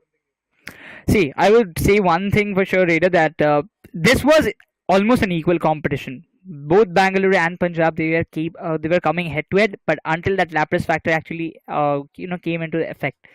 Tomorrow, when they will be facing Kolkata Tridents, it will definitely feel, Kolkata Tridents, the teams, the players that they are consisting right now, it's also somewhat promising, because the players, they are in a good form. They will have one CC in their team as well. So in that case, it won't be easy, but Punjab Pinnacles, they have to come up with some good strategies. Exactly. They have to read the opposite team. What are their key factors? What are their key picks? Banning them first, as well as making some counter strategies that, see, if one is taking the Lapras, if it is banned in the next round, he will have any other XYZ options for himself. Maybe alternative picks just who can counter, or you can fill the value of Lapras, what he is doing. So in that case, you have to study about what are the counter picks that player can take, or that player who is being one of the star or an important player, you need to take him down, or keep him pressurized in the very early stages. That can actually bring a little bit of help towards the side of Punjab Pinnacles in tomorrow's game. I mean, the only thing that Punjab Pinnacles was unable to do, that is the only thing that they have to do tomorrow. That is choose the right Pokemons, and apart from that, they have to get the right idea that which Pokemons are the one, or which players are the one which are actually suppressing them a lot when it comes to the fight between them and the Kolkata Tridents tomorrow. Because if they lose 2 BO5s in a row, it's not going to be a very good situation for them, to be honest. But all in all, let's go to the leaderboard so that we can see what kind of impact is there and what kind of lead is already there. We already know Hyderabad Nawabs is actually having the advantage of an amazing victory against an amazing team that was Delhi Masters, if I'm not wrong. They played one match, they won one match, there are 0 losses for them. There was a clean sweep for sure for Hyderabad Nawabs, because it was a 3-0. 715 is going to be the average amount of goals that they were able to dish out. On the other corner, Bangaluru Crushers is another team which was able to play one match, and one victory in their favor was there, but no clean sweeps whatsoever, because the first match, first game to be precise, that they played against Punjab Pinnacles was the one where they lost it. And after that, in the second, third and fourth game, Bangalore Crushers was able to come back even harsher, with the average amount of goals was 477. Punjab Pinnacles on the other corner played one match, lost that, had a loss on that particular matchup, with the average amount of goals being 379. And I'm looking forward to see what Delhi Masters is going to come up with the performance, because if you guys remember, Delhi Masters is the one which was able to get just 45 points in the third game that they played against the particular team. But now moving forward, as I said, April 25th is what we are waiting on, and that is going to bring us to the competition of Kolkata Tridents versus Punjab Pinnacles. And the second match that we are going to witness is going to be between Chennai Clutchers versus Pune Pros. It's definitely a very, very important matches tomorrow. Punjab Pinnacles need to turn around, while Kolkata, Chennai and Pune, these three cities will be facing and coming up with their first matches in the Sky League 2023 Pokemon Unite. But again, on April 26th, we again get to see Bangaluru Crushers versus Kolkata Tridents, then Chennai Clutchers with Hyderabad Nawabs. So Hyderabad Nawabs will be getting one-day break scene for Bangaluru Crushers as well. But then again, Kolkata as well as Chennai will be having some back-to-back actions on back-to-back different days. So yeah, the action is just getting started. It's just the very first day, and it will be much more bigger and better by the days that is arriving, because this is the day number 1. By slowly and gradually we will be moving forward to the bigger stages, some better stages. Many teams will just go and getting eliminated from this league in probably the next 10-11 days. But well, Raider, it's just that's all. I guess it is. And this side across alongside Raider, we will be signing out from the day number 1 of Sky League 2023. We'll be catching up tomorrow again on the same time, same place. Bye-bye.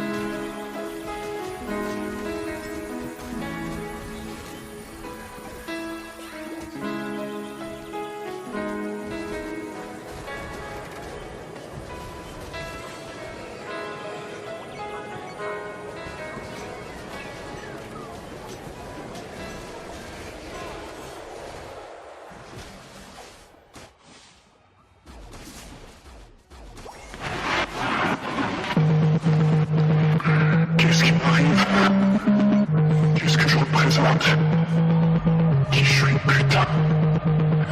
Va falloir que je me lève. Que je recommence à zéro.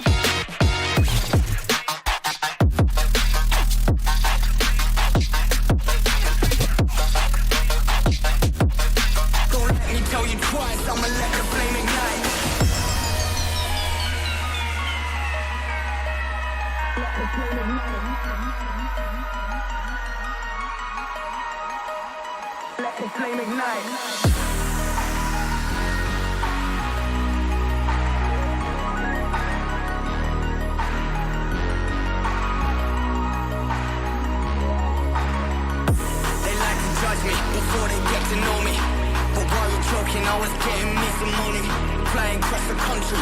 Now they're flying for me. Broke a record back in Donny, that's a different story.